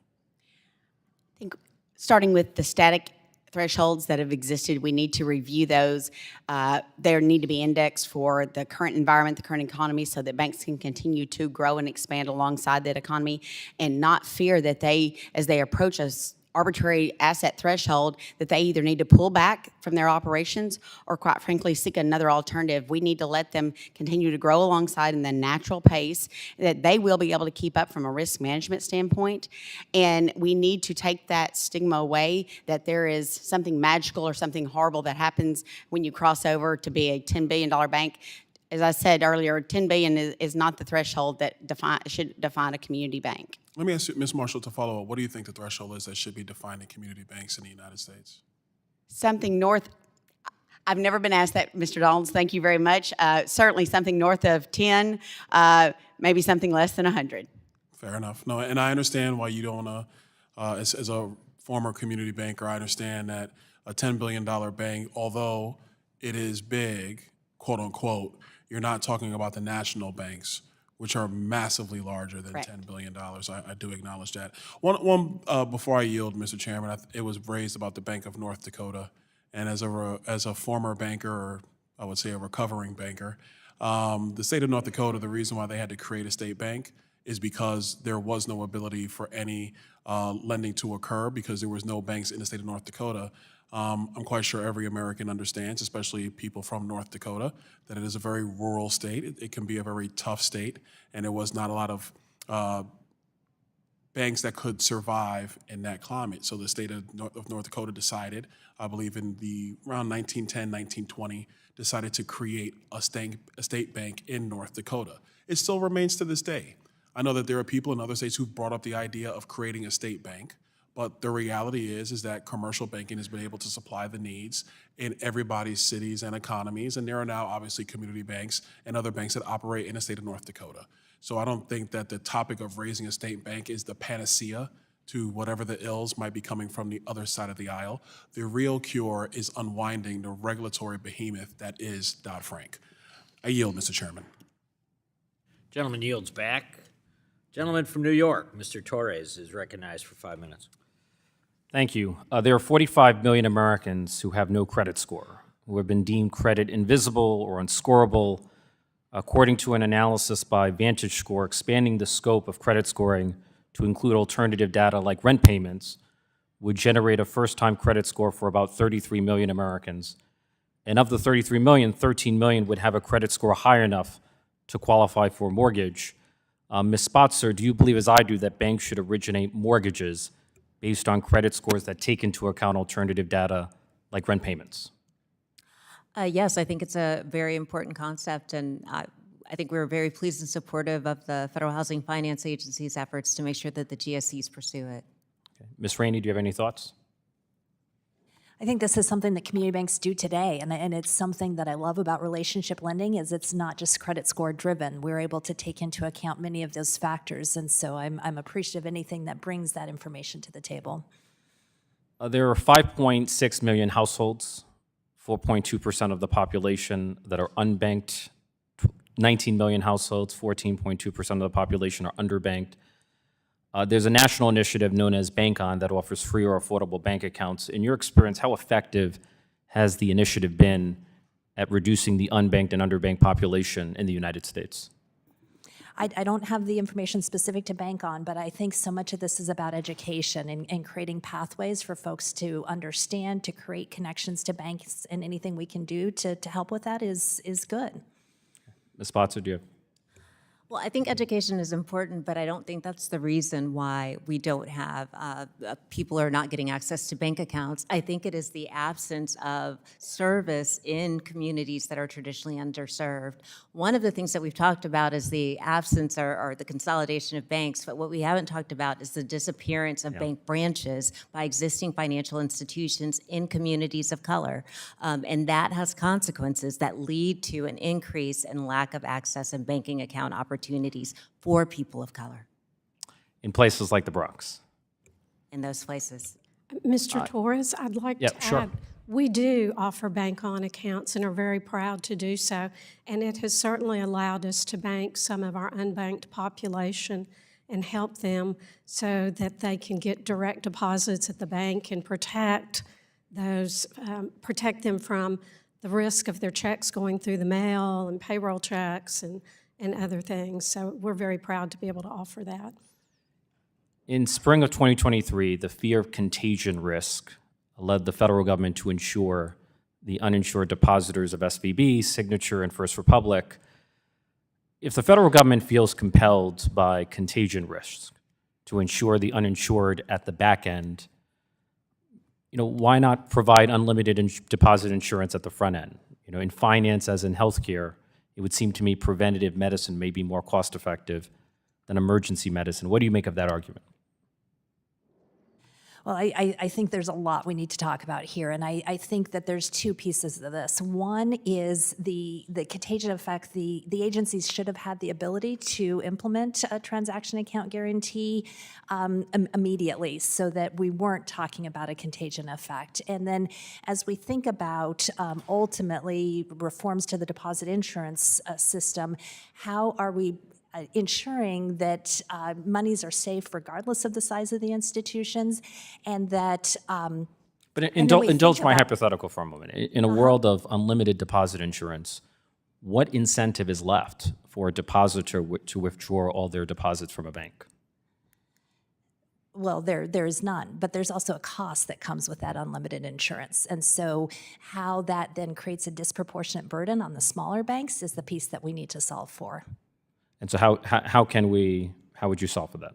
I would solve for it by thinking about a system of assessments that puts more of that burden on the largest A tiered institutions. system of Yes, assessments. yes. What do you make of the role of the federal home loan banks as emergency liquidity providers? It's been said that emergency liquidity from the federal home loan banks is much more accessible than the Fed discount window. What do you make of that role? I think the federal home loan banks play a very critical role in terms of providing not just immediate liquidity, but liquidity over time that allow community banks to manage their balance sheets and have, like I said, given seasonal aspects, whatever it may be, they're very critical to banks' liquidity. I see my time has expired. Thank you. Gentleman yields back. Now recognize the gentleman from Nebraska, Mr. Flood, for 5 minutes. Thank you, Mr. Chairman of Wisconsin. The state of our banking system is not what it used to be post Dodd-Frank. I represent a district and I live in a state full of outstanding community banks. In the 1980s, there were more than 18,000 banks in the U.S. Today, there are fewer than 5,000 commercial banks. When I started on the Nebraska Unicameral Legislature's Banking Committee, we had over 300 banks, and today we have 137 and dropping. One is consolidation, and the other is a lack of de novo charters when it comes down to the big issues, and I believe both have the same root cause, regulatory burdens. Ms. Romero, Rainey, in your testimony earlier today, you spoke to how inefficient and prescriptive regulations led to further bank consolidation. Can you expound on that point for our benefit?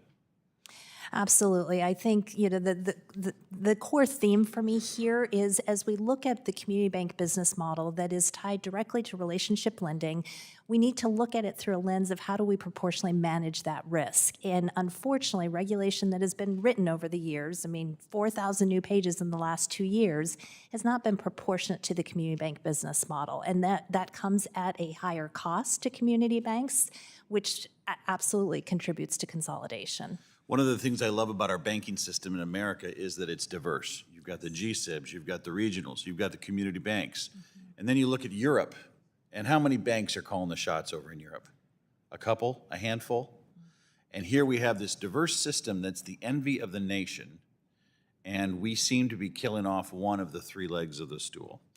Let's talk about these de novo bank charters. We've seen a staggering drop in the number of these over the years. Congressman Barr's legislation would seek to address that problem, and I am a proud co-sponsor of the bill. Another question to you, Ms. Romero, Rainey. You made a really interesting comment in your testimony that your family's community bank, Sentinel, would not have been chartered today given the regulatory environment. Which specific barriers do you feel would have been most challenging to chartering a new bank de novo with the circumstances you had when your family bank started? First and foremost, the minimum amount of capital. As we think about what is required, again, it's a one-size-fits-all approach, and so that has to be solved for immediately, especially as we look at access to capital in rural areas. Very good. Mr. Kennedy, in your testimony, you touched on the importance of allowing community banks to innovate and use technology to confront some of the barriers posed by the regulatory burdens.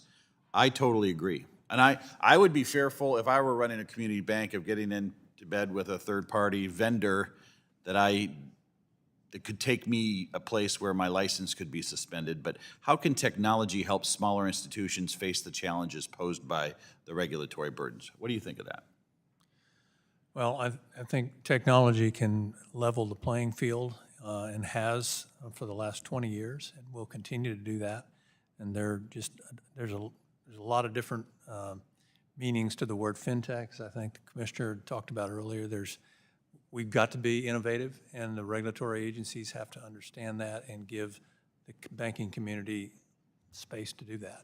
Do you think the regulators of community banks are as maybe open-minded to some of the fintech possibilities as maybe the large GSIBs with their regulators? I think they are. I'm not sure that the leadership in Washington of late, particularly the last 4 years, has allowed them to be. Very fair. But I urge in my remarks also, in my written testimony, that we give the regulatory folks an opportunity, fund them better, give them the opportunity to understand and work side by side with banks as we innovate. Ms. Marshall, appreciate seeing you again this week. A lot of banks in my home state have gone from an OCC charter to a state charter. Are you seeing that in Arkansas as well? Absolutely. Yes, sir. There's only 7 state chartered banks and 7 national banks chartered in Arkansas. And so almost 90% of our banks are state chartered. That's happened fairly recently over the last few years. Why is that? I will say it's our relationship to those institutions, our knowledge of the local communities, our accessibility, our willingness to partner with them in a way that it's not inappropriate, but best suited for both organizations to maintain that healthy, vibrant community banking sector. Do you think the OCC wants a larger bank to regulate? Do they want to be in the space of community banks? I wouldn't be able to speak to what the OCC would or would not want. I can just assure you that our banks are pleased with the relationship they have with the state. Thank you very much. I yield back. Gentleman yields back. The ranking member is now recognized. For unanimous consent request. Mr. Chair, I have a statement.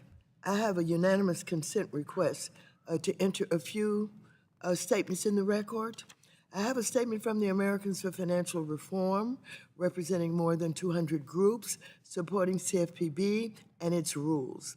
I have 2 other letters from more than 200 consumer, civil rights, labor, and other groups supporting CFPB's overdraft rule.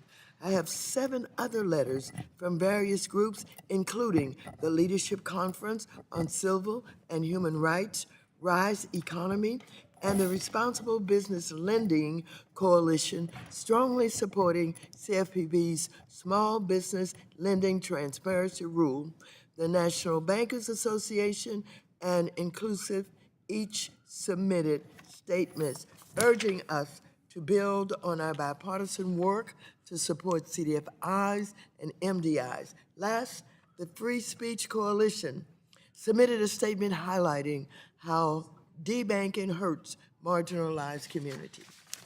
Without objection, we now go to the gentleman from Indiana, Mr. Stutzman, now recognized for 5 minutes. Thank you, Mr. Chairman. Thank you for being here. This is such an important issue for our communities, and I come from a district in Northeast Indiana that is very diverse, a lot of rural areas, a lot of agriculture, a lot of manufacturing. We have, of course, the city of Fort Wayne, so we have an urban area, of course, and some suburban areas. And I've been absent from Congress for the last 8 years, and so I've been very active in our community in the business space, and have worked with a lot of our banks, small, medium, large, all of them, and working to create jobs and to make create better opportunities for our communities.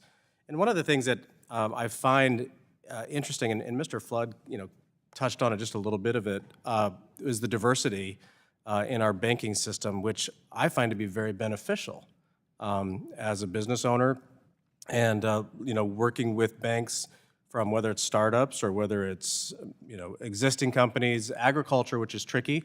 Not just any bank is involved in agriculture. And what I continually heard from friends in the industry is and I don't think that they even wanted to complain because they wanted to be sensitive and careful to the circumstances that we were in, but it just seemed like their hands were tied continually, in a variety of ways. And I know, one of the key themes for this hearing is just fairness, transparency, right-sizing the government. But President Trump signed an executive order which launched massive deregulation initiatives, including a provision to eliminate 10 regulations for each new regulation issued. I guess I'd be just kind of curious, would that be possible? Is that how easy would that be for the industry? And I guess, maybe especially for smaller community banks, don't have the large group of attorneys that are readily available to help.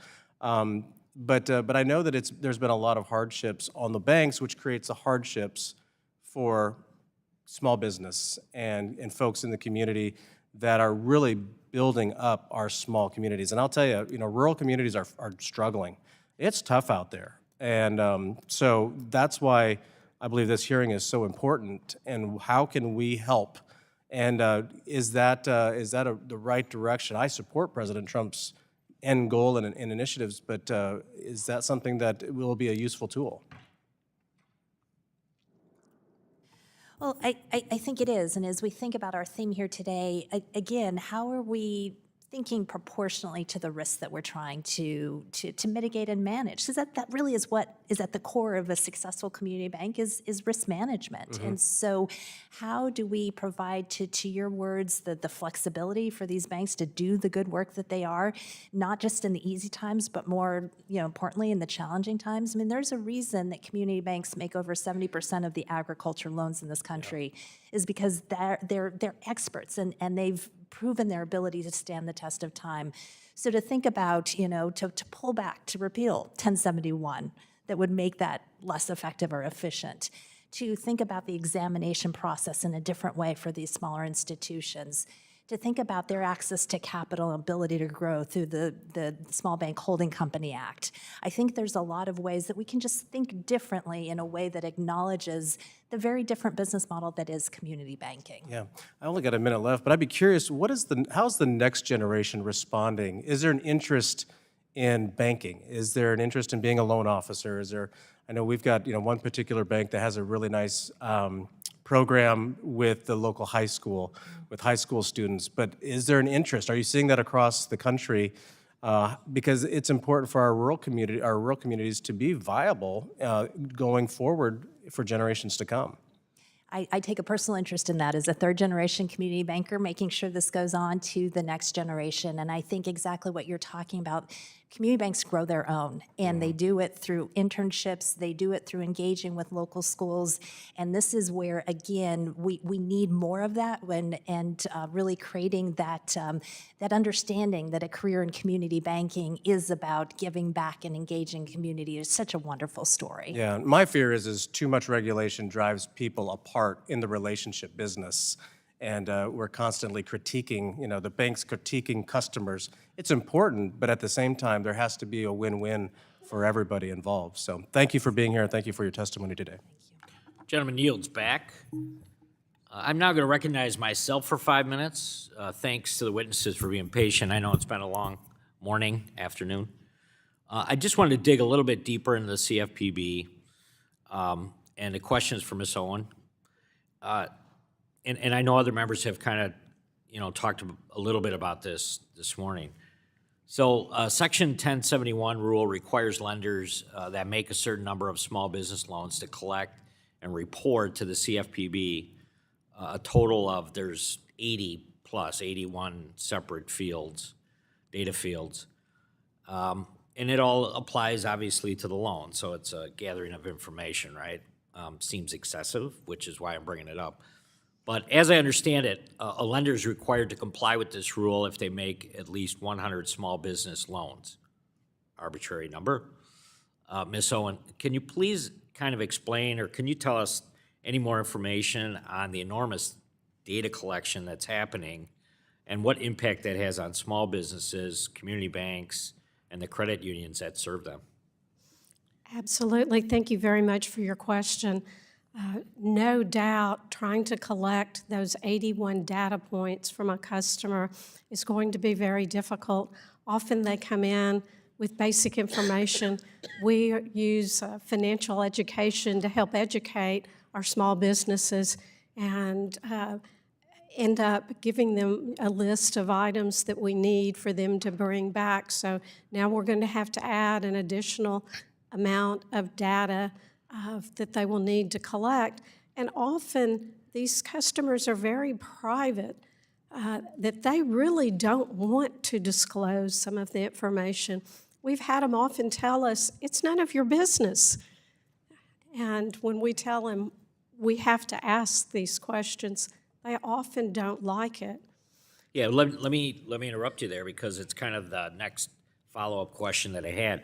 Because 1071 requires CFPB to publish the data it gets from lenders every year, that's kind of what you're referring to as kind of this otherwise undisclosed information that small business people are uncomfortable with. If you include that information, whether the lender denied a small business loan or whether or not they're granted it, right? What steps do you think the CFPB could be doing to protect that information and the privacy that otherwise small businesses are not really offered any guarantee that that's going to happen? Is that correct? Yes, we're very concerned about the release of private information into the marketplace and what it can mean for those individuals. As I've said before, it's not going to be difficult to determine whether or not someone was approved or denied a loan, especially in a small community where there are only so many businesses, especially of a particular industry. So there are great concerns there. Thank you very much. To Ms. Rainey, kind of switching topics a little bit. Currently, credit unions, whether they're farm credits, fintechs, they're not considered competitors for the purpose of the concentration analysis done under the bank mergers, of which Congressman Barr and I have been working on a number of pieces of legislation on that front to make that more streamlined and easier.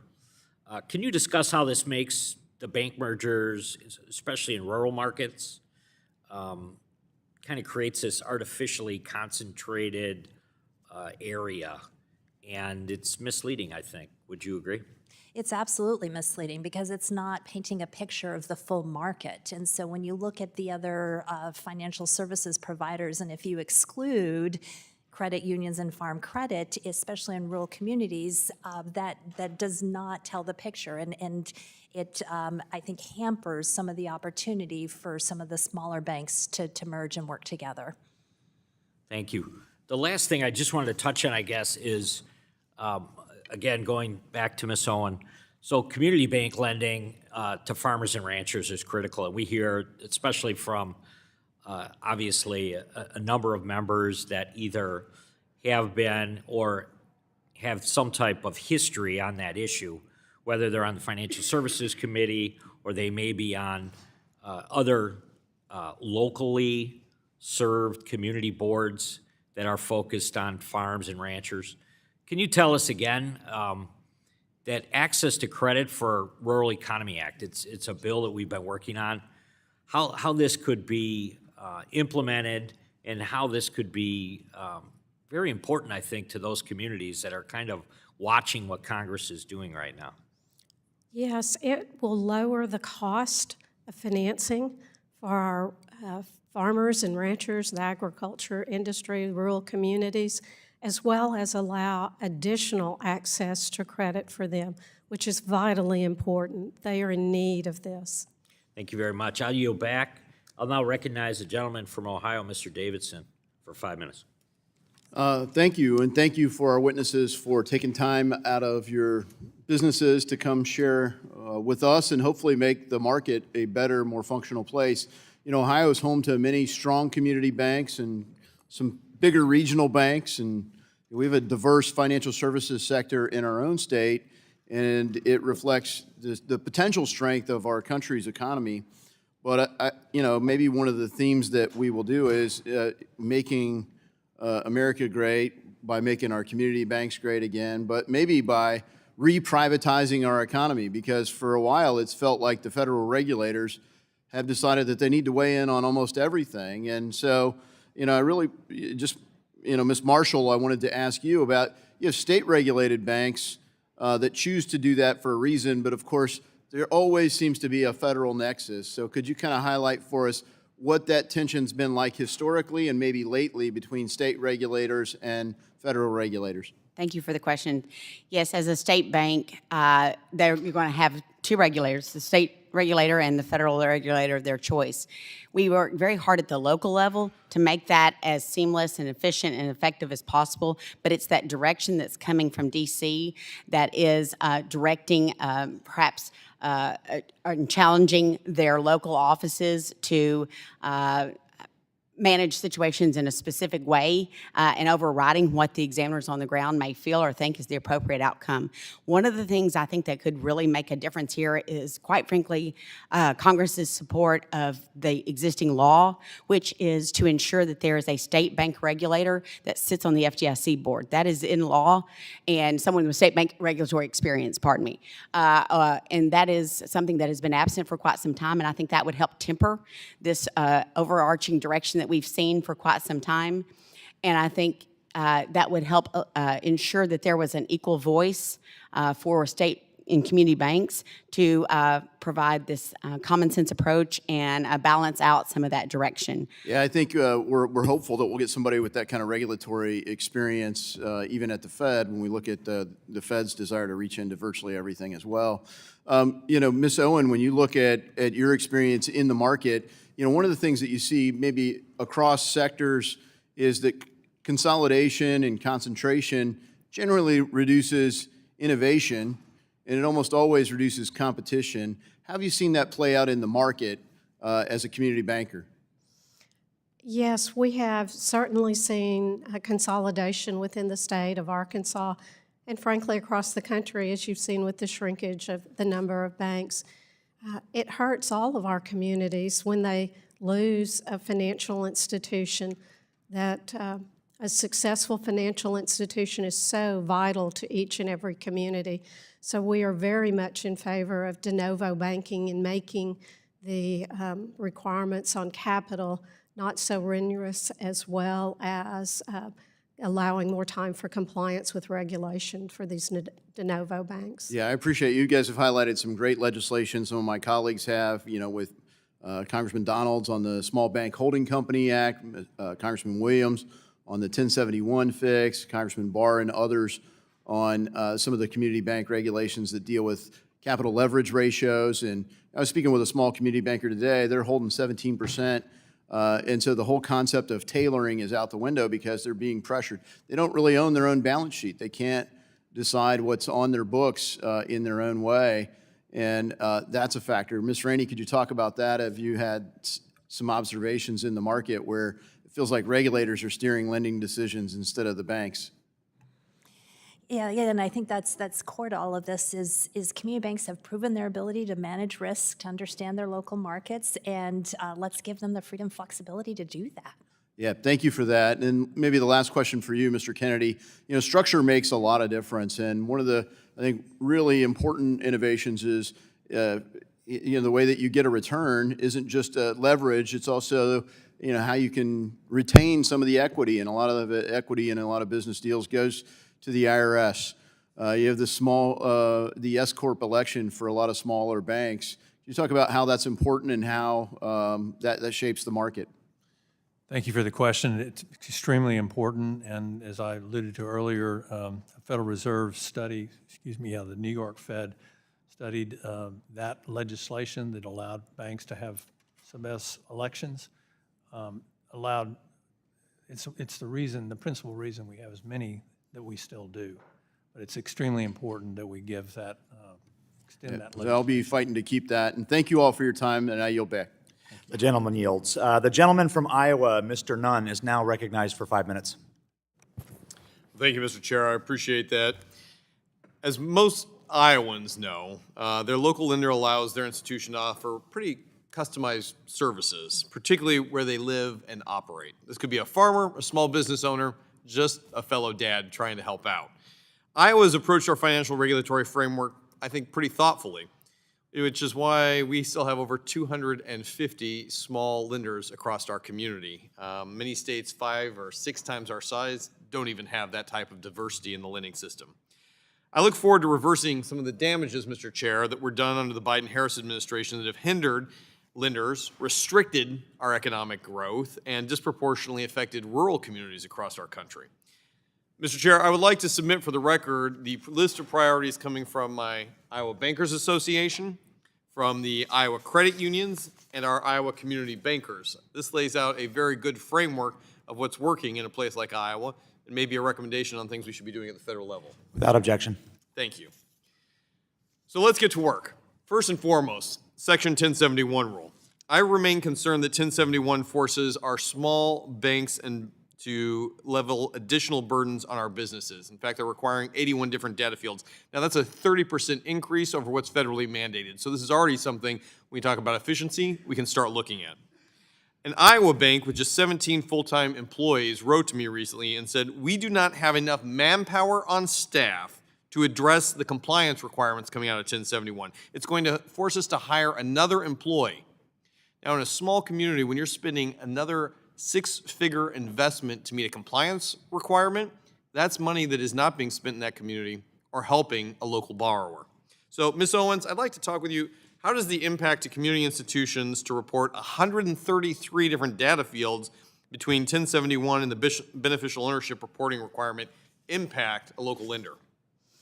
Well, it would require us, or it will require us to invest more in the compliance side of complying with this regulation, which absolutely directly affects what we are able to invest in the communities, and not only making loans in the community and staffing loan officers to be able to do that, but also supporting the local food pantries and financial education and many things that we do.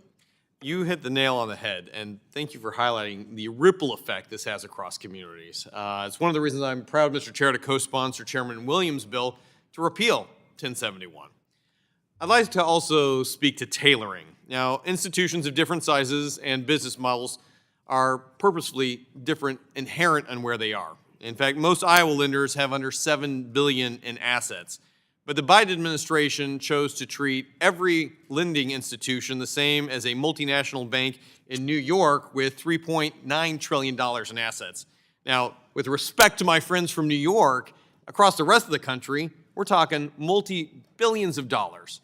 You know, for comparison, 7 billion inches is roughly 110 miles. That's enough for me in Des Moines to drive to the birthplace of John Wayne in Madison County. But it would take that same amount of inches if we were trying to talk about 39 trillion inches. From my house, the same distance would be to the sun. So to put that into perspective, this is how we are treating vastly different sums of money and regulation on a small bank that's here to Madison County versus a big bank, which would be the equivalent of from Des Moines to the center of the universe. So, Ms. Marshall, I'd like to ask you, do you think that tailoring regulatory caps to account for inflation would alleviate some of the immense regulatory burden that is crippling banks and lenders right in Iowa? I absolutely do.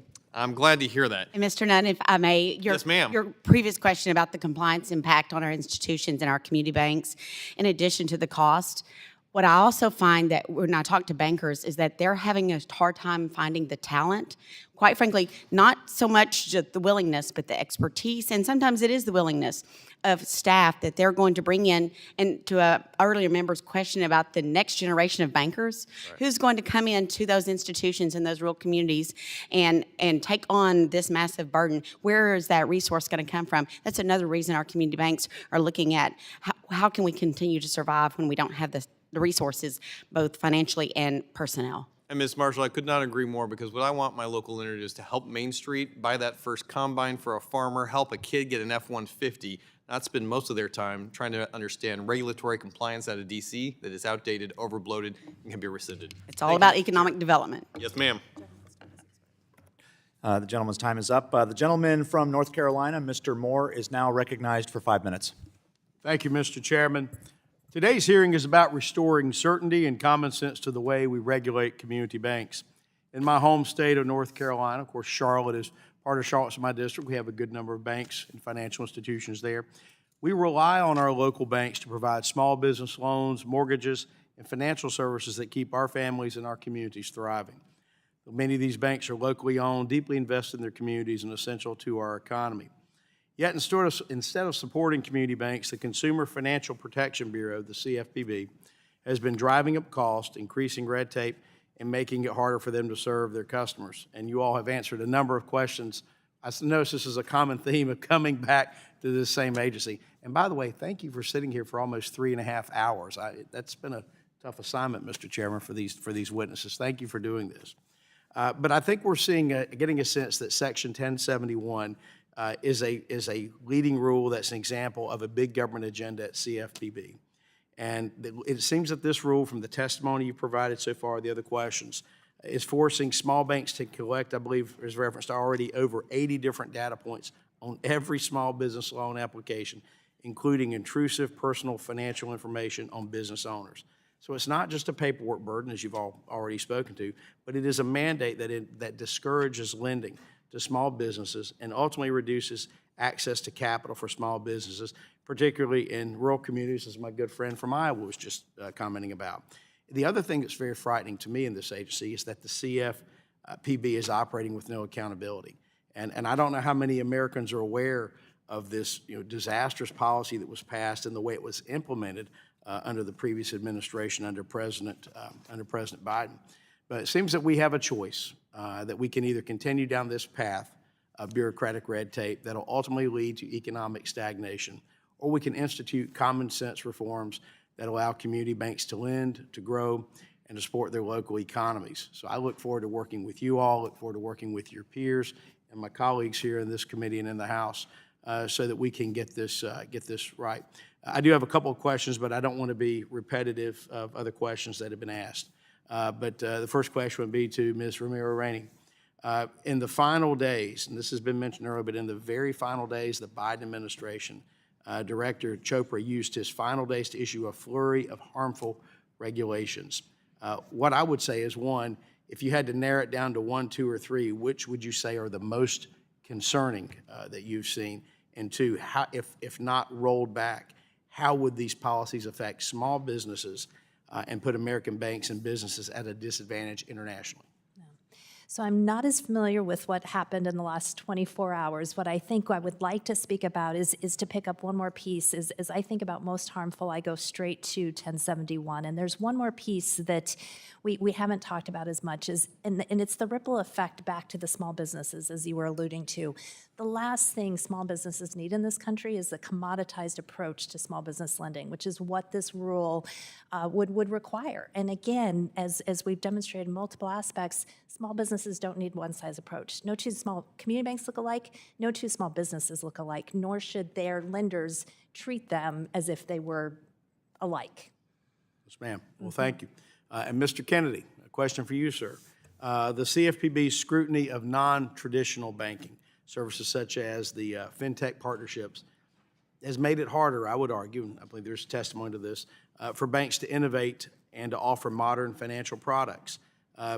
Given that, how would you suggest that Congress set clear limits on the CFPB's role in regulating financial technology? And secondly, how would you define that the current uncertainty is affecting the industry? Well, the CFPB has a trickle-down effect on banks under $10 billion, of course, and so I think having clear guidelines from the agencies that really regulate banks and understand banks and the relationship of fintechs is extremely important. I think we've all got to recognize in the regulatory and the business world, we've got to work together. Things move very rapidly, and we've got to work cooperatively. So that's my thoughts. Thank you, sir. I yield back the balance. I give you back The 25 gentleman yields seconds of back. your day today. The gentleman from New York, Mr. Lawler, is now recognized for 5 minutes. Thank you. Like many of my colleagues, I've been alarmed during the last administration by a steady stream of partisan rules from regulators that failed to be accompanied by substantive cost-benefit analysis, that lacked an understanding of the cumulative effects they would cause, and whose adverse effects would be borne by American families and businesses of all sizes, including by increased costs and reduced availability of credit. We should be doing everything we can to ensure businesses and entrepreneurs have access to the resources they need to thrive and drive an innovative and competitive economy. And we need our community banks to be thriving as part of that effort. I know the chairman's Making Community Banking Great Again principles include ensuring access to diverse sources of funding and capital. So with that in mind, I'd like to touch on brokered deposits. Ms. Romero Rainey and Mr. Kennedy, following up on the question from my colleague, Ms. Wagner, to Commissioner Marshall, Can you discuss some of the ways that community banks use brokered deposits to access funding, which allows them to make more loans to small businesses and families? Yes, broker deposits have been a significant tool for community banks in a few different ways. One is just as you think about seasonality in a bank's balance sheet. So maybe I'm an ag lender, and so deposits are going to be high in one part of the year and maybe not as much in another. Or in my community bank, we are tourism driven, very much varies the peaks and valleys in terms of the deposit flow. So broker deposits are a critical source of helping to maintain stability in that balance sheet regardless of what those local deposits are doing. And so that provides, they're contractual, they're safe, they're secure, and so it's a great tool for community banks to use. Mr. Kennedy? Thank you. Most of our clients and our own community bank don't use broker deposits, but we importantly use deposit networks that allow us to provide federal deposit insurance through reciprocal arrangements. And this has been around for the last 27 years, and it's an extremely important way for us and these community banks to maintain their deposits locally for institutions and individuals that have more deposits than $250,000, particularly a lot of public entities. So it's a very valuable tool. Not many people are aware of it, but it's a way that there's no big cost to it, so it's not the theoretical, and the FDIC has defined that as broker deposits only once you get to a certain limit. So there's not a lot of logic to that, but it's an important element of this whole notion of federal deposit insurance. Mr. Laurel, may I add a moment on broker deposits that haven't been addressed today? Speaking with my community banks that have used them quite successfully for many years, another very important part is that they're often the most cost-effective source for funding. And so when net interest margins are squeezed and there's an extremely amount of increased non-interest expenses that are going on to banks' balance sheets, that is another reason why they are looking to find all the opportunities to have low-cost funding sources to then turn around and lend money to the consumers that need it most. Thank you for that.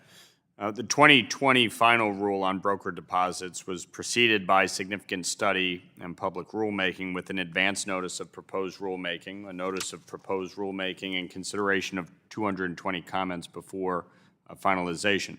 Last year, the FDIC issued a proposed rule modifying broker deposits. However, last year's proposal featured incomplete data that did not indicate what problem the FDIC saw based on data and analysis that would justify a wholesale rescission of its 2020 rule. It was alarming to me and many of my colleagues that this proposal appears it would have had a unique and negative impact on community banks. By widening the scope of deposits classified as brokered, last year's proposed rule would have increased the deposit insurance fund assessments banks must pay to the FDIC. Such costs would have been borne out by customers in the form of higher fees, higher interest charged on loans, and lower interest paid on deposits. Can any of you speak to that in the brief time that I have left? Well, I would just say to your point, the rule was made not with incomplete and very dated data in terms of the basis for it. So flawed. Appreciate it. Thank you. I yield back. The gentleman yields. The gentleman from New York, Mr. Garbarino, is now recognized for 5 minutes. Thank you, Chairman. Thank you for the witnesses for all being here today. Originally set up to be an objective assessment of financial institution safety, soundness, and overall health, CAMELS has turned into an opaque process marred with inconsistency and subjectivity. The management rating is uniquely subjective as it isn't based on any empirical standard. Initially, the management rating flowed from other ratings since it was a logical train of thought that if your bank has satisfactory capital, assets, and earnings, then it was safe to presume the bank was well managed. However, today it appears examiners have delinked the management rating, causing banks to potentially receive an unsatisfactory rating simply because they didn't manage their operations or conduct their businesses how the examiner mandated.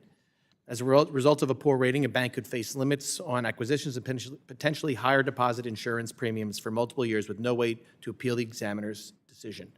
Mr. Kennedy, can you describe how the management rating has been misused over the years? Well, it's a difficult question because there's a lot of confidential information involved in that, but I think it's just it's a subjective, that's the unfortunate thing about camels. Each one of those ratings and camels are very subjective, and I've seen them in my 45 years of practicing law and representing banks all over the country, widely divergent in terms of those decisions. Well, does the examiner, when a bank gets a low rating, does the examiner provide a detailed reason for the rating, or is there a mechanism for a bank to challenge that rating?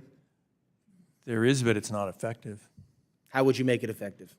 I think I'd make it more open and have an independent agency, as suggested, I think, by the So chairman. you can challenge the rating, but it should be more open, and you would use an independent, Yes, to sir. fix it, you'd use an Yes, sir. independent agency. Thank you very much.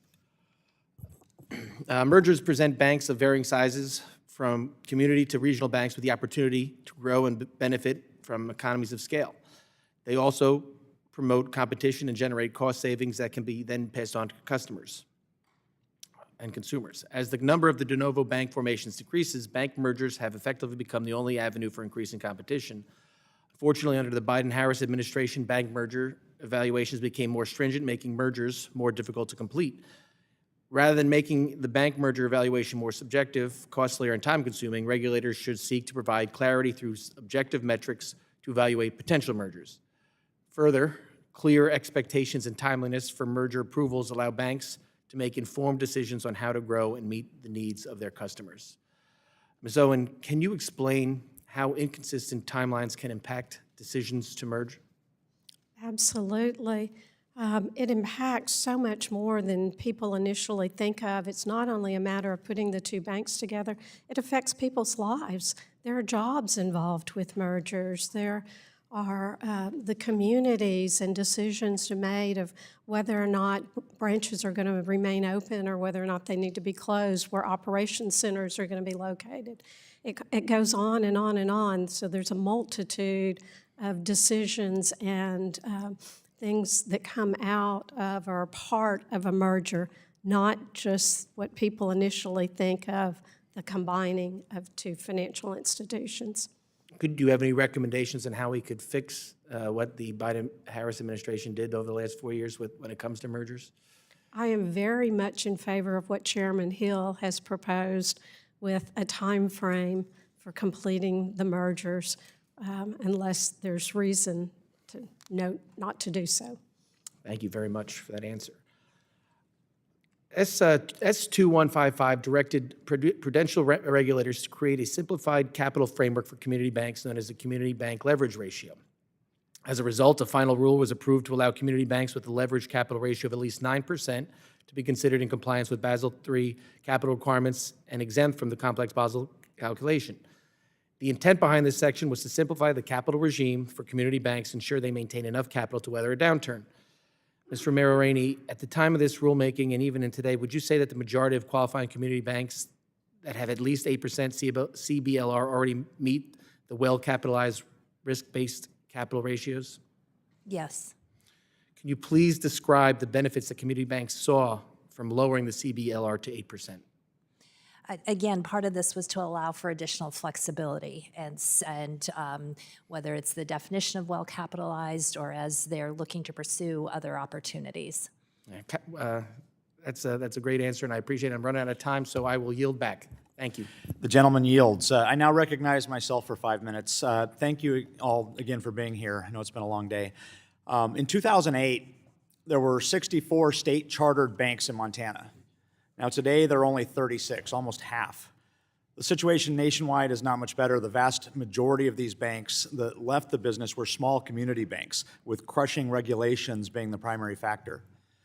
Now, as we've covered throughout this hearing, there are many challenges that prevent new banks from forming or lead to mergers or closures of existing banks.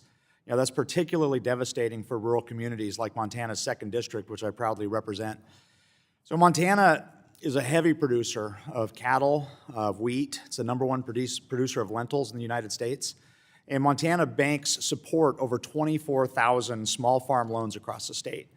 Now, these are the family farms that put food on our tables and clothes on our backs, and the biggest obstacle community banks face from examiners is not safety and soundness, but the Bank Secrecy Act and the anti-money laundering laws. You know, these laws have a role in preventing fraud, but are now far past the point of common sense. You know, one bank in Montana with about $800 million in assets has 6 full-time employees doing compliance, you know, roughly half of which is just spent on the BSA and the AML. So my first question, you know, Ms. Owen or Mr. Kennedy, can you, either one of you, talk about the difficulties community banks face with our outdated BSA and AML laws? I'll start. We have 4 BSA officers, and I'm just under $500 million in size. We do a lot of reporting, as was mentioned earlier, on transactions of $10,000 or more. We never get any feedback back from FinCEN. So do these regulations make opening new accounts for customers difficult as well? Absolutely. It takes a lot more time. You can't come in and quickly open an account. You might as well plan to be there for a while. Thank you. Ms. Romero Rainey, what should Congress do to fix this? So first, we need to start with the thresholds. You know, as we've discussed here today, the CTR thresholds that Ms. Owens just referenced were created in the 70s and have not been revisited or indexed since then. So I think there's a real easy and simple fix if there's such a thing, but it's a great place to start. Right. So thank you for these responses. It's clear that lawmakers and regulators need to do much more to ease the burden on our small banks. You know, no one's hurt more by bank closures than the communities they serve. So I yield back. Thank you. So now I will, the gentleman from Florida, Mr. Herodopoulos, is recognized for 5 minutes.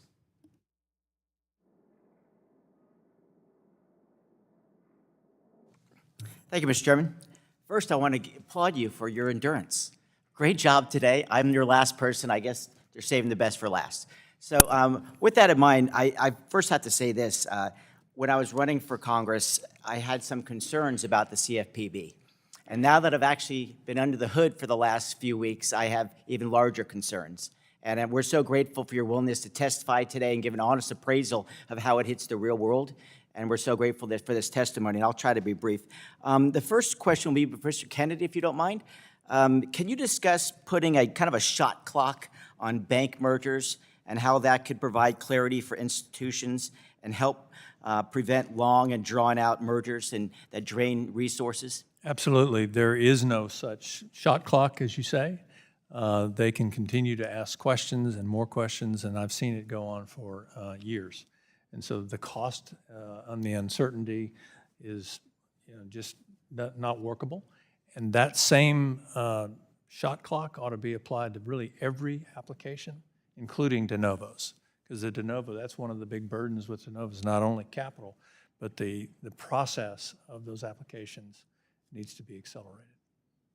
Well, thank you. And to Ms. Romero Rainey, if I could, the CFPB recently finalized an overdraft rule that I would be concerned about because, again, it's overly complex and could really limit or eliminate consumer access to funds that could help cover emergency expenses. Would you discuss some of the problems that you faced or potentially faced with that rule?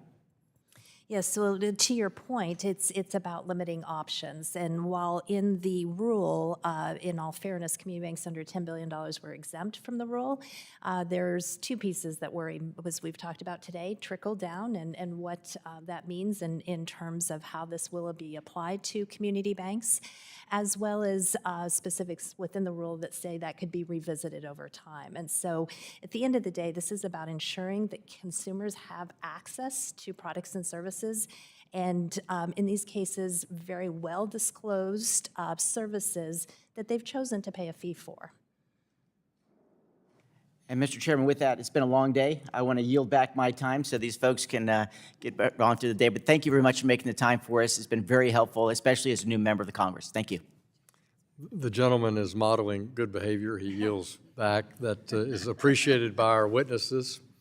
I want to thank all of our witnesses for your outstanding testimony today. Thanks for presenting your views to the committee. It'll help us in our work. Without objection, all members will have 5 legislative days to submit additional written questions to the witnesses, to the chair, and we will forward those to you for your response. I ask our witnesses to respond no later than March 31st, 2025, to those written questions. This hearing is adjourned. Thanks.